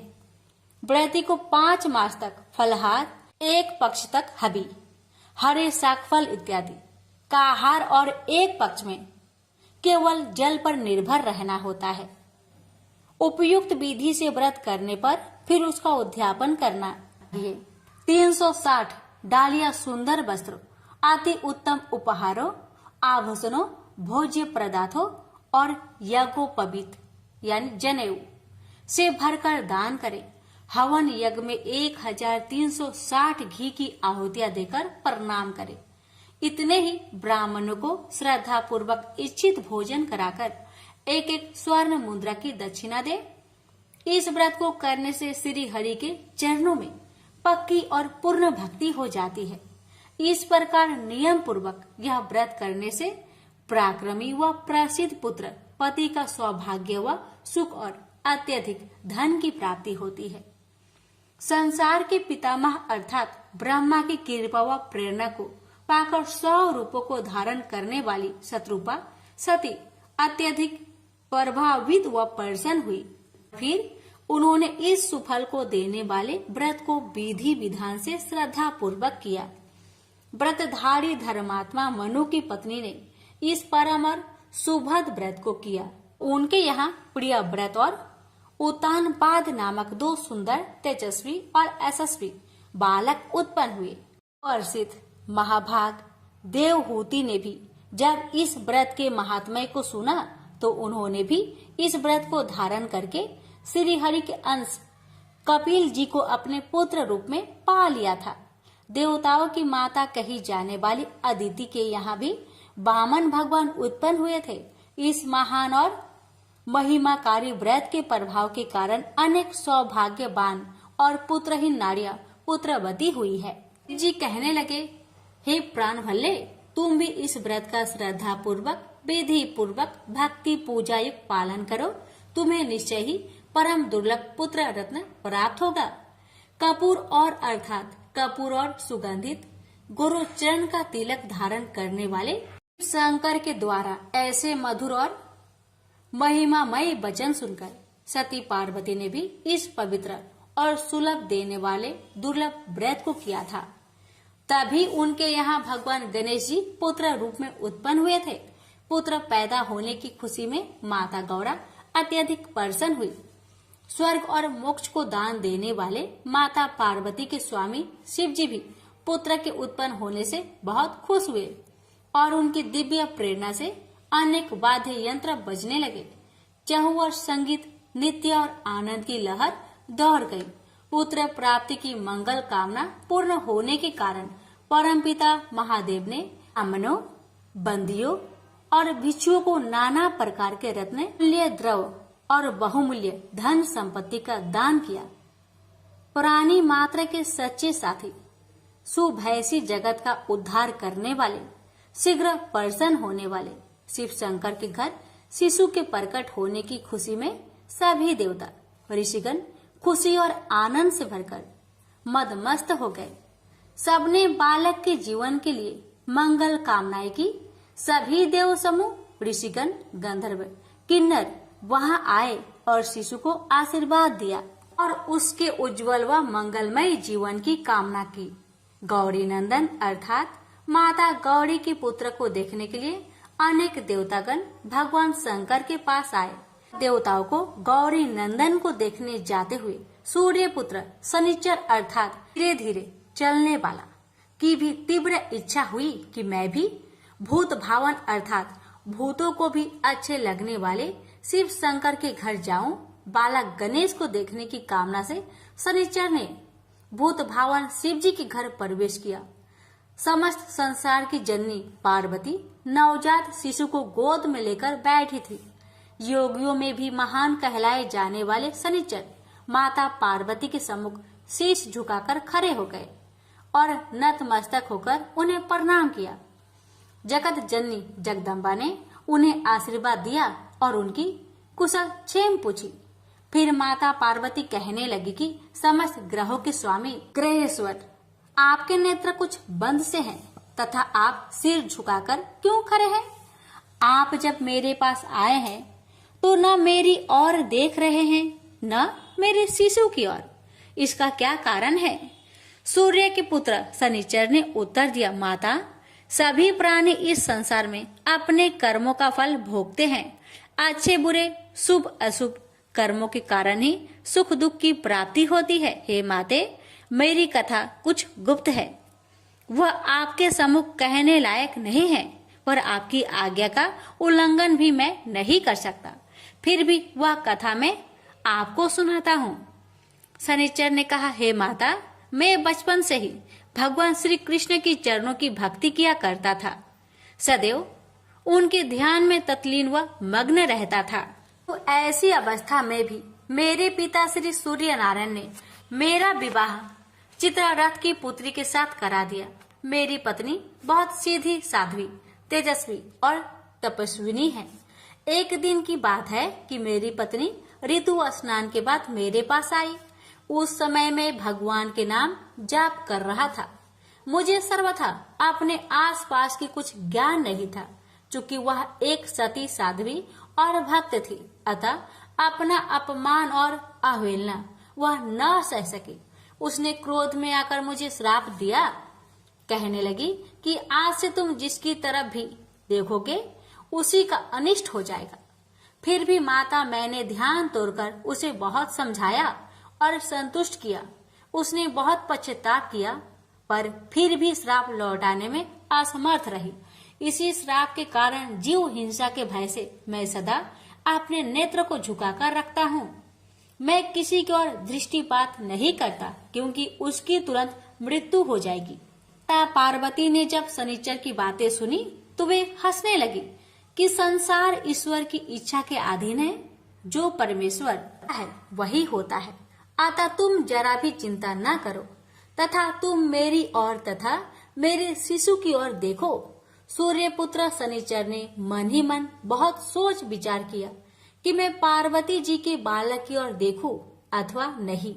यदि मैं इस तेजस्वी बालक की ओर देखूंगा तो जरूर इसका बुरा हो जाएगा। सबकी ईश्वर रूपा देवी पार्वती की बात भी कैसे टाली जा सकती थी।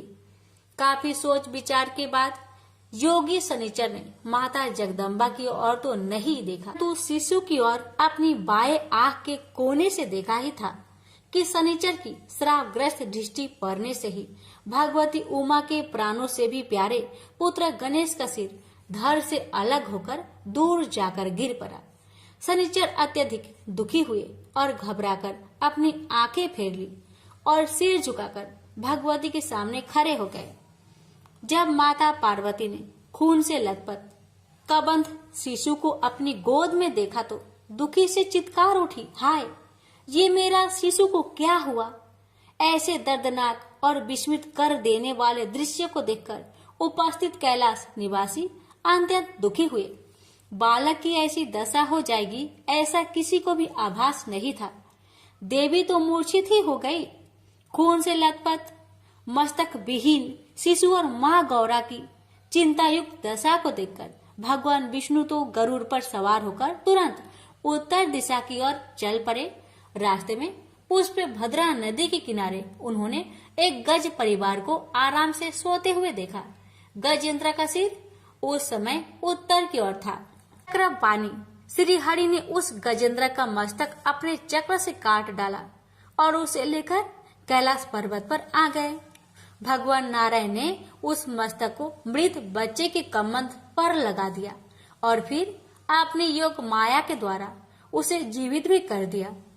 संसार की माया मोह को दूर करने वाली माता अंबिका को श्री हरि ने सचेत किया और उनके पुत्र को उनकी गोद में बैठाकर उन्हें प्रसन्न करते हुए कहने लगे, हे कल्याणकारी बुद्धि रूपा शिवे, ब्रह्मा से लेकर कीट प्रयत्न तक सभी अपने अपने कर्मों का फल इस जगत में भोगने आते हैं।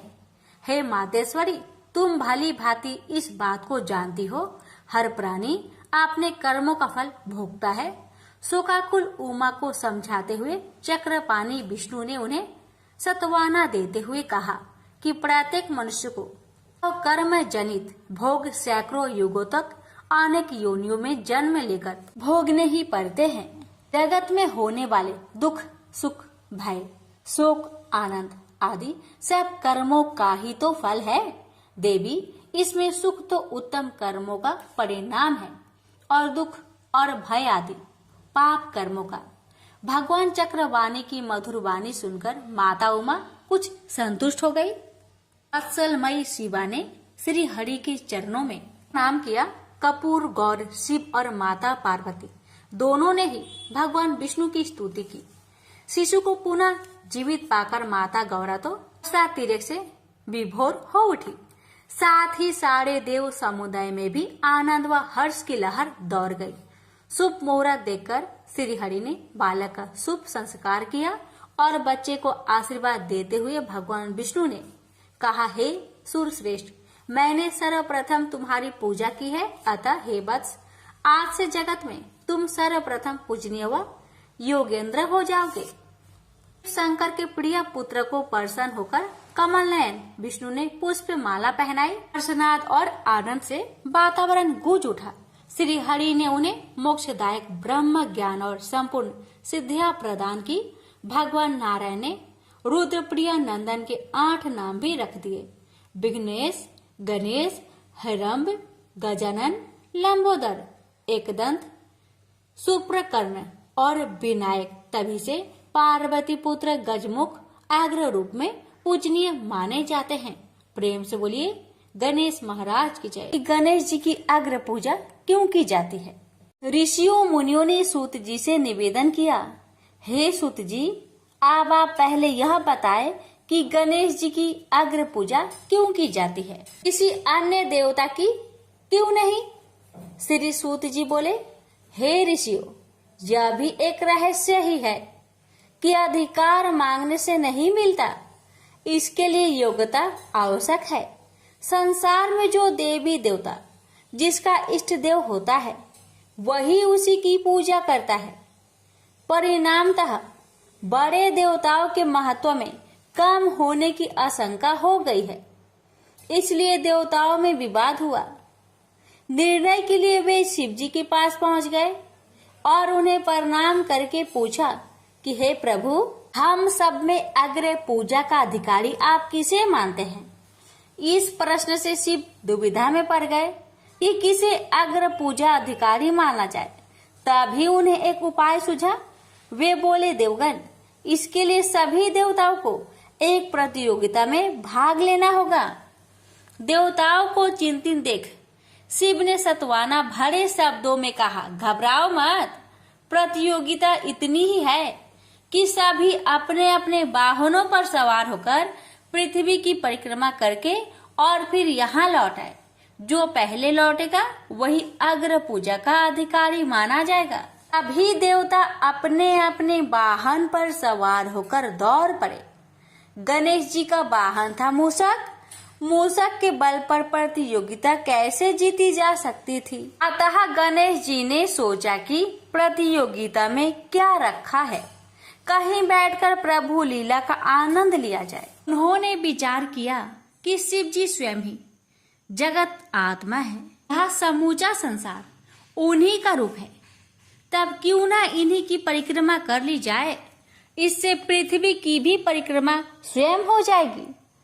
फिर उन्होंने मूषक पर चढ़कर शिव जी की परिक्रमा की और उनके समक्ष जा पहुँचे। जी ने पूछा, वत्स, तुमने परिक्रमा पूर्ण कर ली? तब उन्होंने उत्तर दिया, जी। शिव जी कुछ नहीं बोले। फिर धीरे धीरे देवता परिक्रमा करके लौटने लगे और उन्होंने गणेश जी को वहां बैठा देखा तो उन्हें आश्चर्य हुआ। फिर भी साहस करके पूछा, अरे तुम पृथ्वी की परिक्रमा के लिए नहीं गए? गणेश जी ने कहा, अरे मैं तो कब का यहाँ आ गया। देवता बोले, वे रास्ते में तो हमने कहीं भी नहीं देखा। गणेश जी ने उत्तर दिया, तुम्हारा कहना ठीक है, देखते भी तो कहाँ से, समूचा संसार तो शिव रूप में यही विद्यमान है। फिर मुझे व्यर्थ भ्रमण की क्या आवश्यकता थी? मैंने इन्हीं प्रभु की परिक्रमा निष्ठा पूर्वक कर ली।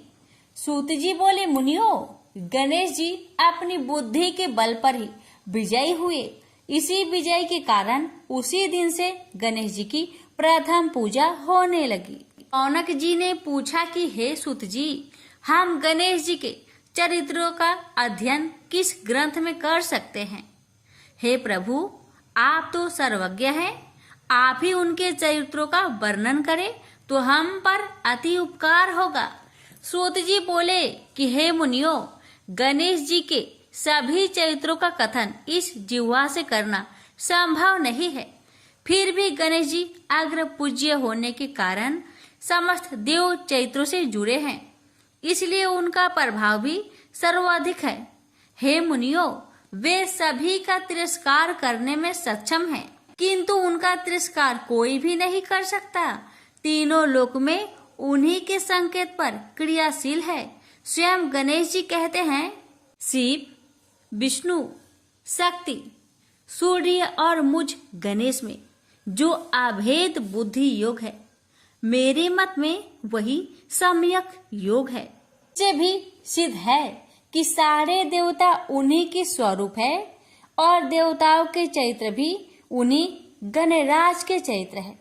फिर भी गणेश्वर के अनेक प्रमुख चरित्रों का वर्णन गणेश महापुराण में हुआ है। युवों ने पूछा, हे प्रभु, गणेश पुराण का आरंभ किस प्रकार हुआ, यह हमें बताने की कृपा करें। इस पर सूत जी बोले कि हे शौनक, गणेश पुराण अति प्राचीन है। उनके अनंत चरित्रों का संग्रह महापुराण का रूप ले सकता है। गणेश जी के चरित्र को एक बार भगवान नारायण ने नारद जी को और भगवान शंकर ने जगत जननी पार्वती को सुनाया था। बाद में वही पुराण संक्षेप में ब्रह्मा जी ने महर्षि वेद व्यास को सुनाया और फिर व्यास जी से महर्षि भृगु ने सुना। भृगु ने सौराष्ट्र के एक राजा सोमकांत को सुनाया था। तब से यह पुराण प्रचलित है। मुनियों ने पूछा, भगवान राजा सोमकांत कौन था? उसने महर्षि भृगु से गणेश पुराण का श्रवण कहाँ किया था? उस पुराण के श्रवण से उसे क्या क्या लाभ हुआ? हे नाथ, हमारी श्री गणेश्वर की कथा के प्रति उत्कंठा बढ़ती ही जा रही है। सूत जी बोले कि हे मुनियो, सोमकांत सौराष्ट्र के देवनगर का राजा था। वह अपनी प्रजा का पुत्रवत पालन करता था। वह वेद ज्ञान संपन्न, शास्त्र विद्या में निपुण एवं प्रबल प्रतापी, अत्यंत वैभवशाली राजा था। उसका ऐश्वर्य कुबेर से भी ऐश्वर्य को लज्जित करता था। उसकी पत्नी अत्यंत रूपवती, गुणवती, धर्मज्ञ एवं पतिव्रत धर्म का पालन करने वाली थी। वह सदैव अपने स्वामी की सेवा में तत्पर रहती थी। उसका नाम सुधर्मा था। रानी की भक्ति ही राजा भी एक पत्नी व्रत का पालन करने वाला था। उसके हेमकांत नाम एक सुंदर पुत्र था। वह भी पिता की भांति होनहार था। इस प्रकार राजा सोमकांत सब तरह से सुखी था। सभी राजागण उसका हार्दिक सम्मान करते थे तथा उसकी श्रेष्ठ कृति भी संसार व्यापी थी। परंतु युवा अवस्था के बाद सोमकांत को कुष्ठ रोग हो गया। अनेक उपचार के बाद भी कोई लाभ नहीं हुआ। जब रोग की अधिक तीव्रता होने लगी और उसका कोई उपाय न हो सका, तो राजा ने अमात्यों को बुलाकर कहा कि सुब्रतो, जाने किस कारण यह रोग मुझे पीड़ित कर रहा है। अवश्य ही यह किसी पूर्व जन्म के पाप का फल होगा। अतः मैं अपना समस्त राजपाट छोड़कर अब वन में वास करूंगा। मेरे पुत्र हेमकांत को आप मेरे समान मानकर राज्य शासन का धर्म पूर्वक संचालन करते रहे। फिर राजा ने शुभ मुहूर्त में पुत्र हेमकांत को राज्य पद पर अभिषिक्त कर अपनी पत्नी सुधर्मा के साथ निर्जन वन की ओर प्रस्थान किया। प्रजा ने राजा को राज्य की सीमा तक पहुंचाया। प्रजा के नेत्र अश्रुपूरित थे। राजा ने प्रजा अमात्य गौओं को समझाते हुए कहा कि आप सब लोग धर्म के जानने वाले, श्रेष्ठ आचरण में तत्पर एवं सहृदय हैं। यह संसार तो वैसे भी परिवर्तनशील है। मेरे स्थान पर मेरा पुत्र सभी कार्यों को करेगा, इसलिए आप सब उसके अनुशासन में रहते हुए उसे सदैव सम्मति देते रहे। फिर पुत्र से कहा, बेटा, हमारे पूर्वज भी परमात्मागत रूप से वृद्ध अवस्था आने पर वन में जाते रहे हैं। मैं कुछ समय पहले ही वन में जा रहा हूँ। यदि कुछ वर्ष बाद जाऊं तब भी मोह का त्याग ही करना होगा। इसलिए हे वत्स, तुम दुखी मत हो और मेरी आज्ञा मानकर राज्य शासन को ठीक प्रकार से चलाओ। इस प्रकार राजा सोमकांत ने सभी को समझा बुझाकर और स्वयं ने अपनी पतिव्रता भार्या के साथ वन में प्रवेश किया। पुत्र हेमकांत के आग्रह से उसने सुबल और ज्ञान गम्य को आमतियों को भी साथ ले लिया। उन सब ने एक सुंदर स्थान पर विश्राम किया। तभी उन्हें एक मुनि कुमार दिखाई दिए। राजा ने उससे पूछा, तुम कौन हो, कहाँ रहते हो? यदि उचित समझो तो मुझे बताओ। मुनि कुमार ने मधुर वाणी में कहा कि मैं महर्षि भृगु का पुत्र हूँ। मेरा नाम चवन्य है। हमारा आश्रम पास में ही है। अब आप बताइए कि आप कौन हैं? राजा ने कहा कि मुनि कुमार, मैं सौराष्ट्र के देवनगर का राजा हूँ। अब अपने पुत्र को राज्य देकर मैंने वन की शरण ली है। मैं कुष्ठ रोग से पीड़ित हूँ। इसका कोई उपचार हो तो कृपया मुझे बताएं।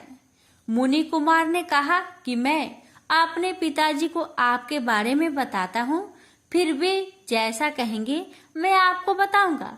ऐसा कहकर मुनि कुमार चला गया और कुछ देर में लौटकर बोला कि राजन, पिताजी की आज्ञा अनुसार आप सब मेरे साथ आश्रम में चलकर उनसे भेंट करें, तभी आपके रोग के विषय में भी विचार किया जाएगा। राजा अपनी पत्नी और आमातियों सहित चवन्य के साथ भृगु आश्रम में पहुंचा और भृगु ऋषि को प्रणाम करके बोला, हे भगवान, मैं आपकी शरण में हूँ, आप मुझ कुष्ठ पर कृपा करें।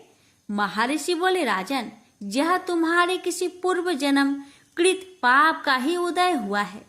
इसका उपाय मैं तुम्हें कल बताऊंगा। आज तुम यहीं विश्राम करो। महर्षि की आज्ञा अनुसार सबने स्नान भोजन आदि के उपरांत रात्रि व्यतीत की और प्रातः स्नान आदि नित्य कर्मों से निवृत्त होकर महर्षि की सेवा में उपस्थित हुए। महर्षि ने कहा, राजन, मैंने तुम्हारे पूर्व जन्म का वृत्तांत जान लिया है। तुम पूर्व जन्म में एक धनवान वैश्य के लड़के पुत्र थे। वह वैश्य विंध्याचल के निकट कोल्हार नाम ग्राम में निवास करता था। उसकी पत्नी का नाम सुलोचना था। तुम्हारा नाम कामद था। तुम्हारा लालन पालन बड़े ही लाड़ प्यार से हुआ। उन्होंने तुम्हारा विवाह एक अत्यंत सुंदरी वैश्य कन्या से कर दिया था, जिसका नाम कुटुम्बिनी था। यद्यपि तुम्हारी भार्या सुशीला थी और तुम्हें सदैव धर्म में निरत देखना चाहती थी, किंतु तुम्हारा स्वभाव वासनांध होने के कारण दिन प्रतिदिन उछलखल होता जा रहा था। लेकिन माता पिता भी धर्म परायण होने से उनके सामने तुम्हारी उछलखलता दबी रही। कालांतर में माता पिता की मृत्यु के बाद तुम निरंकुश हो गए और अपनी पत्नी की बात भी नहीं मानते थे। तुम्हें अनाचार में प्रवृत्त देखकर उसे दुख होता था, लेकिन उसका कुछ बस न चलता था। तुम्हारी उन्मत्ता चरम सीमा पर थी। अपनों से भी देश और क्रूरता का व्यवहार किया करते थे। हत्या आदि करा देना तुम्हारे लिए सामान्य बात थी। पीड़ितों ने तुम्हारे विरुद्ध राजा से पुकार की। अभियोग चला और तुम्हें राज्य की सीमा से बाहर कर दिया गया। तुम किसी निर्जन वन में जाकर रहने लगे। उस समय तुम्हारे कार्य लोग को लूटना और हत्या करना ही रह गया। एक दिन मध्य काल में गुणवर्धक नामक एक विद्वान ब्राह्मण युवक उधर से निकला। वह अपनी ससुराल जा रहा था। तुमने उस ब्राह्मण युवक को पकड़कर लूट लिया और प्रतिरोध करने पर उसे मारने लगे। तो वह चित्कार करने लगा, मुझे मत मार, मत मार, देख मेरा दूसरा विवाह हुआ है, मैं पत्नी को लेने के लिए जा रहा हूँ। किंतु तुमने उसकी बात सुनकर भी नहीं सुनी। अंत में मरते समय उसने तुम्हें श्राप दिया, अरे हत्यारे, मेरी हत्या के पाप से तू सहस्त्र कल्प तक घोर नरक भोगेगा। इस प्रकार उस जन्म में तुमने घोर पाप कर्म किए थे, किंतु बुढ़ापे में तुम्हारे साथ जो क्रूर कर्मा थे वे भी किनार कर गए। महर्षि भृगु ने कहा कि राजन, अब तुम निरालंब थे, भूख से पीड़ित रहने के कारण रोगों ने भी घेर लिया था। उधर से जो कोई भी निकलता तुम्हें घृणा की दृष्टि से देखता और चलता बनता। तब तुम आहार खोजते हुए बड़ी कठिनाई से चलकर एक जीर्ण चीर्ण देवालय में पहुंचे। उसमें भगवान गणेश्वर की प्रतिमा विद्यमान थी। तब ना जाने किन पुण्यों के कारण तुम्हारे मन में गणेश जी के प्रति भक्ति भाव पैदा हुआ। तुम निराहार रहकर उनकी उपासना करने लगे। उससे तुम्हें सब कुछ मिला और रोग भी थोड़ा कम हो गया। राजन, तुमने अपने साथियों की दृष्टि से बचाकर बहुत सा धन एक स्थान पर गाड़ दिया। उसी धन को तुमने बाद में देवालय के जीर्णोद्वार में लगा दिया। इस कारण तुम्हारी प्रसिद्धि हुई। फिर यथा समय तुम्हारी मृत्यु हुई। तब यमदूत तुम्हें पकड़कर यमराज के सामने ले गए। यमराज तुमसे बोले, जीव, तुमने पाप और पुण्य दोनों ही किए हैं और दोनों का ही भोग तुम्हें भोगना है। किंतु पहले तुम पाप का फल भोगना चाहते हो या पुण्य का? इसके उत्तर में तुमने प्रथम अपने पुण्य कर्मों के भोग की इच्छा प्रकट की, इसलिए तुम राजकुल में जन्मे हो। पूर्व जन्म में तुमने भगवान गणाध्यक्ष का सुंदर एवं भव्य मंदिर बनवाया था। उसके प्रभाव से तुम्हें सुंदर देह मिली है। इतना कहकर महर्षि भृगु मौन हो गए, क्योंकि उन्होंने देखा कि राजा को इस वृत्तांत पर शंका हो रही थी। तभी महर्षि के शरीर से असंख्य विकराल पंछी उत्पन्न होकर राजा की ओर झपटे और उसके शरीर को पैनी चोट से नोच नोच कर खाने लगे। राजा पीड़ित हो महर्षि भृगु से प्राण रक्षा की प्रार्थना करने लगा। राजा के अवर्त वचन सुनकर महर्षि ने सत्वाना देते हुए कहा, राजन, तुमने मेरे वचनों में शंका की थी और जो मुझे सत्यवादी के कथन में शंका करता है उसे खाने के लिए मेरे शरीर से इसी प्रकार पंछी प्रकट हो जाती है, जो कि मेरे हुक्कार करने पर भस्म हो जाया करते हैं। ऐसा कहकर महर्षि ने हुक्कार की तो सभी पंछी भस्म हो गए। राजा श्रद्धाभिभूत होकर आश्रुपात करता हुआ बोला, प्रभु, आप उस पाप से मुक्त होने का उपाय बताए। महर्षि ने कहा, राजन, तुम पर भगवान गणेश्वर की कृपा सहज रूप से है और वे ही सर्वसमर्थ है, इसलिए तुम उनके पाप नाशक चरित्रों का श्रवण करो। गणेश पुराण में उनके प्रमुख चरित्रों का भली प्रकार वर्णन हुआ है। अतः तुम श्रद्धा भक्ति पूर्वक उसी को सुनने में अपने चित्त को लगाओ। राजा ने प्रार्थना की, महामुने, मैंने गणेश पुराण का नाम भी आज तक नहीं सुना, तो उनके चरित्रों को सुनने का सौभाग्य कैसे प्राप्त कर सकूंगा? नाथ, आपसे अधिक ज्ञानी और प्रकांड विद्वान और कौन हो सकता है? आप ही मुझ पर कृपा कीजिए। महर्षि ने राजा की दीनता देखकर उनके शरीर पर अपने कमंडल का मंत्र भी मंत्रित जल छिड़का। तभी राजा को एक छींक आई और नासिका से काले वर्ण का एक सूक्ष्म पुरुष बाहर निकला। देखते देखते वह बढ़ता चला गया। उसके विकराल रूप को देखकर राजा कुछ भयभीत हुआ, किंतु समस्त आम्रवासी वहां से भाग गए। वह पुरुष महर्षि के समक्ष हाथ जोड़कर खड़ा हो गया। महर्षि भृगु ने उसकी ओर देखा और कुछ ऊंचे स्वर में बोले, तुम कौन है? क्या चाहता है? बोला, मैं साक्षात पाप हूँ। समस्त पापियों के शरीर में मेरा निवास है। आपके मंत्र भी मंत्रित जल के स्पर्श से मुझे विवश होकर राजा के शरीर से बाहर निकलना पड़ा। अब मुझे बड़ी भूख सता रही है, बताइए क्या खाऊं और कहाँ रहूं? महर्षि बोले, तू उस आम के पेड़ के खाली स्थान में निवास कर और उसी वृक्ष के पत्ते खाकर जीवन निर्वाह कर। यह सुनते ही वह पुरुष आम के वृक्ष के पास पहुंचा तो उसके स्पर्श मात्र से वह वृक्ष जलकर भस्म हो गया। फिर जब पाप पुरुष को रहने के लिए कोई स्थान दिखाई न दिया तो वह भी तिरोहित हो गया।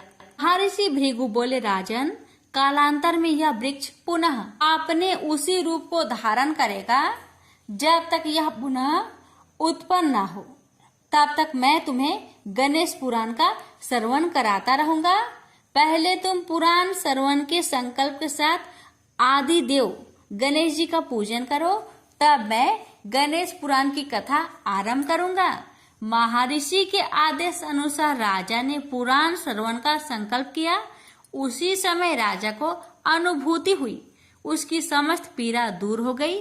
दृष्टि डाली तो कुष्ठ रोग अब कहीं कोई चिन्ह भी शेष नहीं रह गया था। अपने को पूर्व रूप से रोग रहित एवं पूर्वत सुंदर हुआ देख राजा के आश्चर्य की सीमा ना रही और उसने महर्षि की चरण पकड़कर निवेदन किया कि प्रभु, मुझे गणेश पुराण का विस्तार से श्रवण कराए। प्रेम से बोलिए जय श्री गणेश। प्यारे भक्तों, श्री गणेश पुराण की कथा का समापन करते हैं।